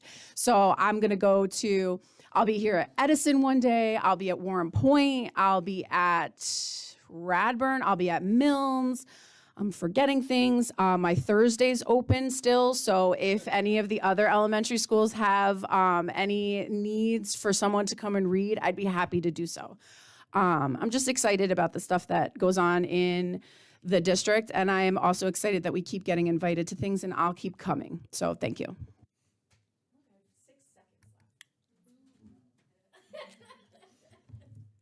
Ms. Favalovich.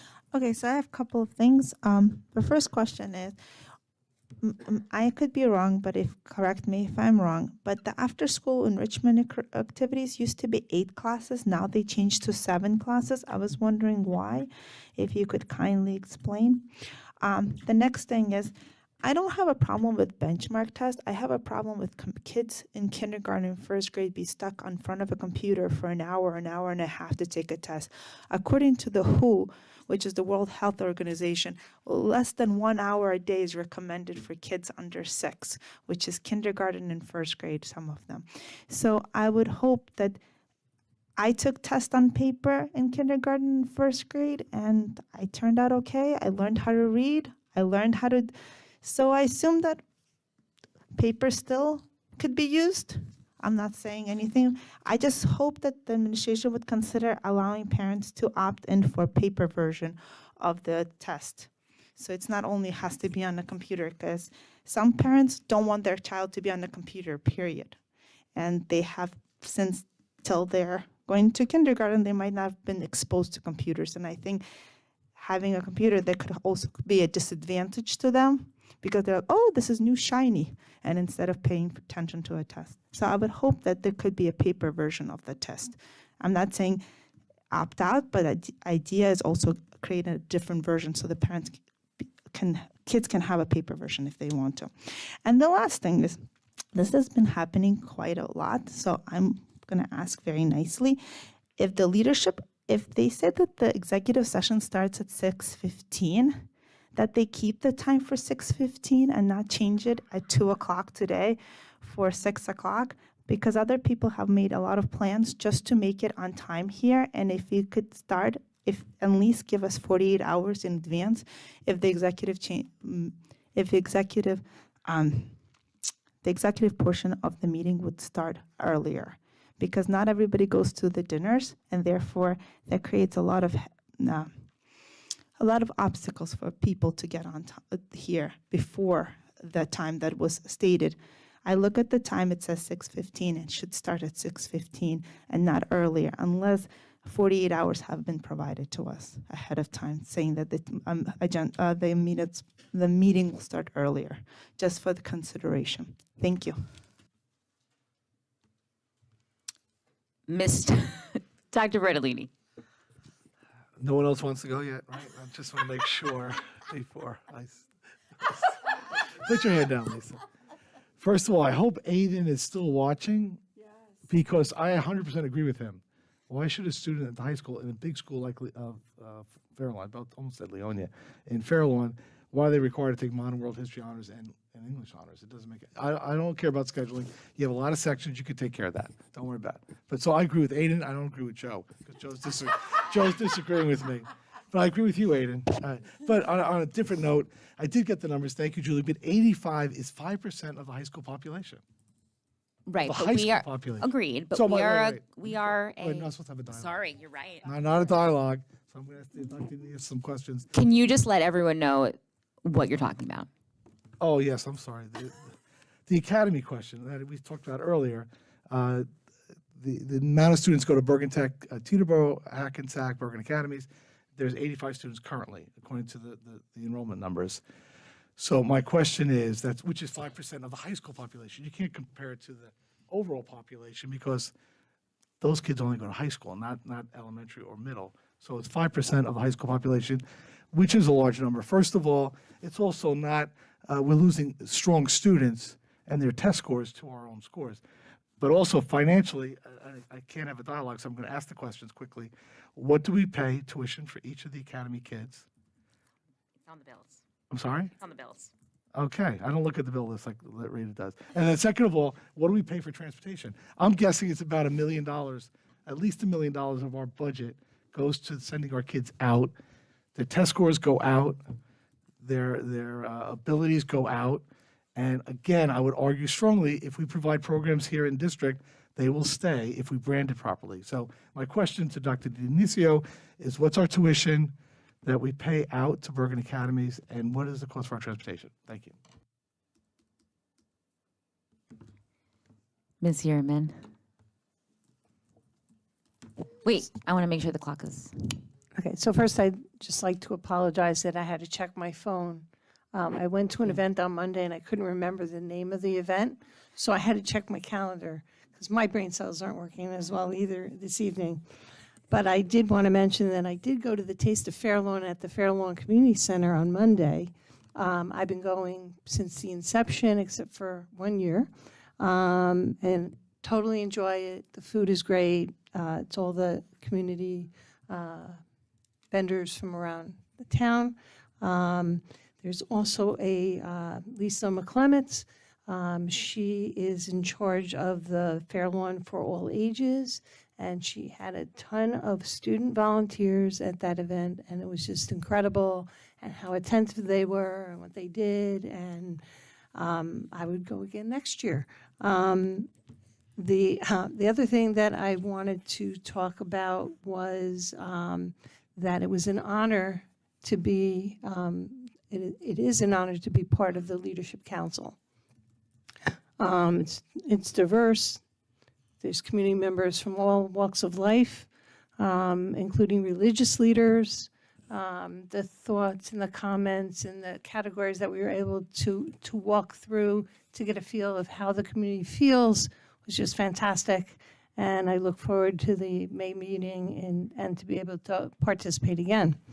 Also want to thank our community member for Rare Disease Day.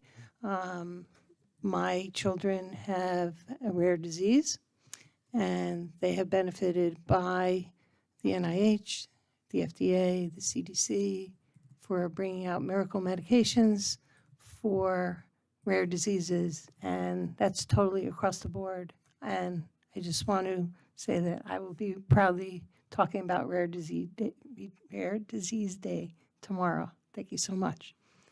Thank you. Julie.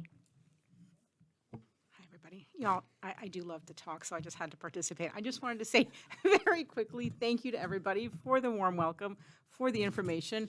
I hope to abstain less in future meetings, so I appreciate your latitude with me. It was really wonderful to hear from everybody, from the students, from a teacher, my son being in high school now.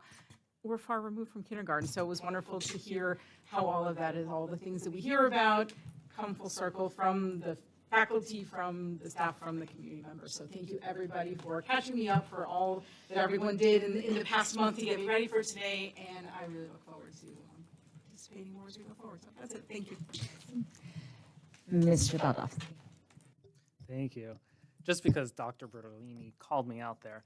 I actually agree with Aiden because I was one of those students that did not excel in English but loved history, and so it was a disadvantage having those tied. But the curriculum is unique in a way that, at least it was at the time, and I imagine it may be still, that the courses are connected, that while you're learning one thing in history, you're learning literature with the same time period or working on projects, and it's the same cohort.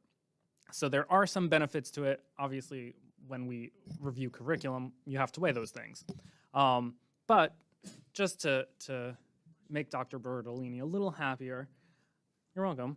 I wanted to emphasize his comment earlier about marketing different programs like conservatories. I think those could be great benefits for the district as we move forward in looking at different programs. So simply wanted to highlight that.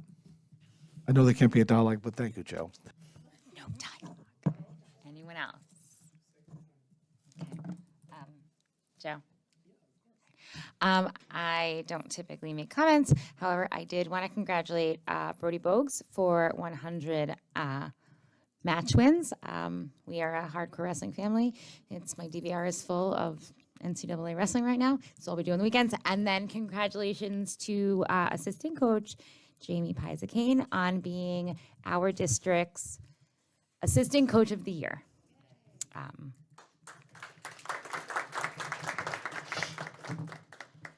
And his daughter, who's a killer stats girl, who's graduating. So that was it. Mr. Santana. Yes.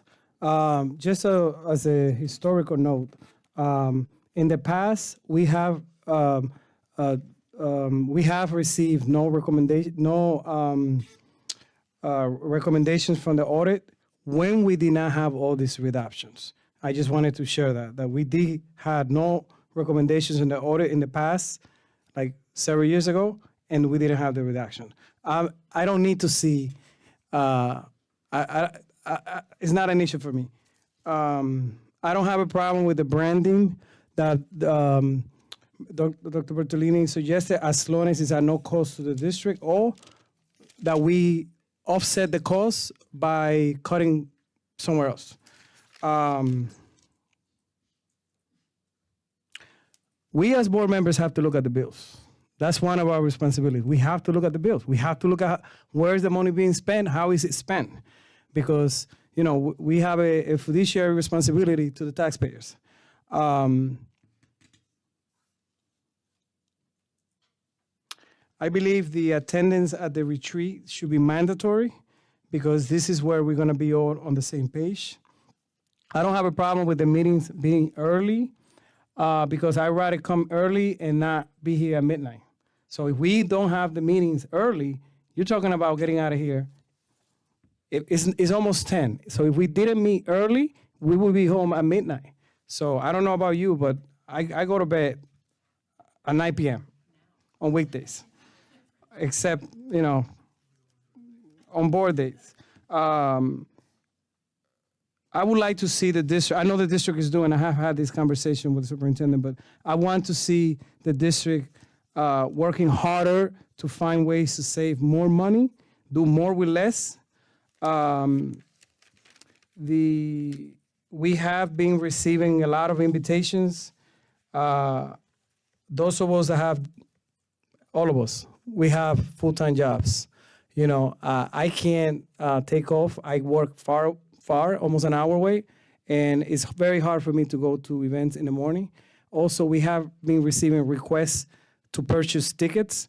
I don't know if community members don't realize, but all of us are volunteers. We do not get paid for this position, and we are not, well, I don't know, maybe Dr. Bertolini is. We're not very rich people. We're not wealthy, famous people who look like it, but we're not. So if the community wants to invite us to certain events, you know, complimentary tickets, perhaps, but, you know, this is a service that we do for the community, free of charge. We do not get paid. We will only be paid in heaven for doing this. And the love, the student achievement and the smile on the children, that's our pay. But please, be easy on the tickets. You know, we can't go to all the events. Thank you. Two things. Ms. Vevelovich. Two things. I'm not advocating to start meetings late. I'm saying if they said by Hey Monday. guys, I said it in the beginning. I'm going to ask that we not have a dialogue. If you guys would like to have a conversation in private after, that is absolutely appropriate, but we're not going to do it here in front of the board. I've already said it twice now. It is on the internet now forever. Let's please move on.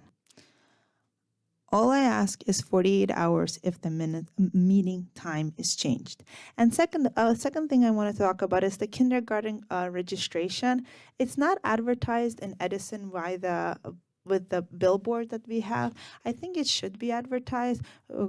Registration for kindergarten should start, blah, blah. It should be advertised somewhere. It's really not only on one website, and I think we should have it more advertised. Thank you. Floor is closed.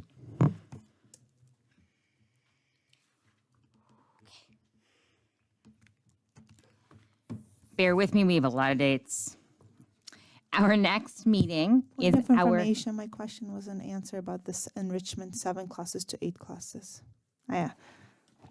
Please note that I will defer to Dr. Dionisio, but we do not have to answer every question here. It is stated, I actually stated twice, and both in the beginning and at the end. Typically, Dr. Dionisio will let me know if he'd like to answer questions, but I will defer to him and see if he'd like to answer it. I can answer a question, two questions, based on regarding the Bergen Academies or Bergen Tech Schools.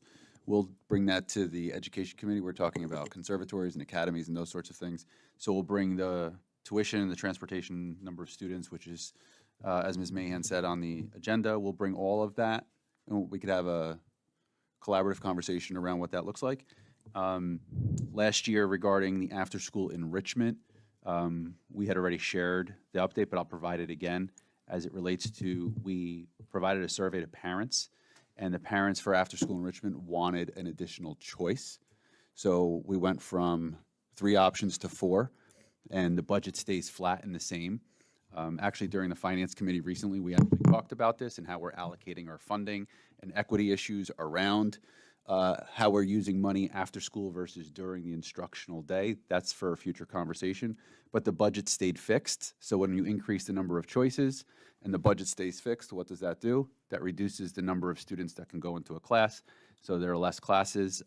So it went from 8 classes to 7. So that's the rationale for that. That's all I have. Thank you. March 13th, 2025 is our work session for our budget presentation. It begins at 7:30 here at Edison School in the Eugene M. Banta Public Meeting Room 19. On March 18th, please note that is a Tuesday, is our preliminary budget adoption at 7:30 p.m. here at Edison School in the Eugene M. Banta Room 19. March 24th, 2025 is our public hearing, final budget adoption at 7:30 p.m. here at Edison School in the Eugene M. Banta Room 19. Point of order. It says April on the. It is April. My brain's really just not working today. But what happened to the March one? Good job. March 13th, March 18th, March 24th, April 24th. Motion to adjourn. When's what? April 24th is our public hearing and final budget adoption. And it's a regular board meeting. When is the March board meeting? There are 2 meetings in March. Okay. March 13th is a work session, presentation of the preliminary budget, no board action that night, just board discussion. March 18th is the board action night to adopt the preliminary budget. Those are the 2 meetings in March, the 13th and the 18th. Is part of the preliminary adoption. And then please be on the lookout. We will have confirmation for our board retreat by next week, but you guys do have something in your email asking you to save the date. Can I get a motion to adjourn? So moved. Second. All in favor? Aye. Please stay for a board photo.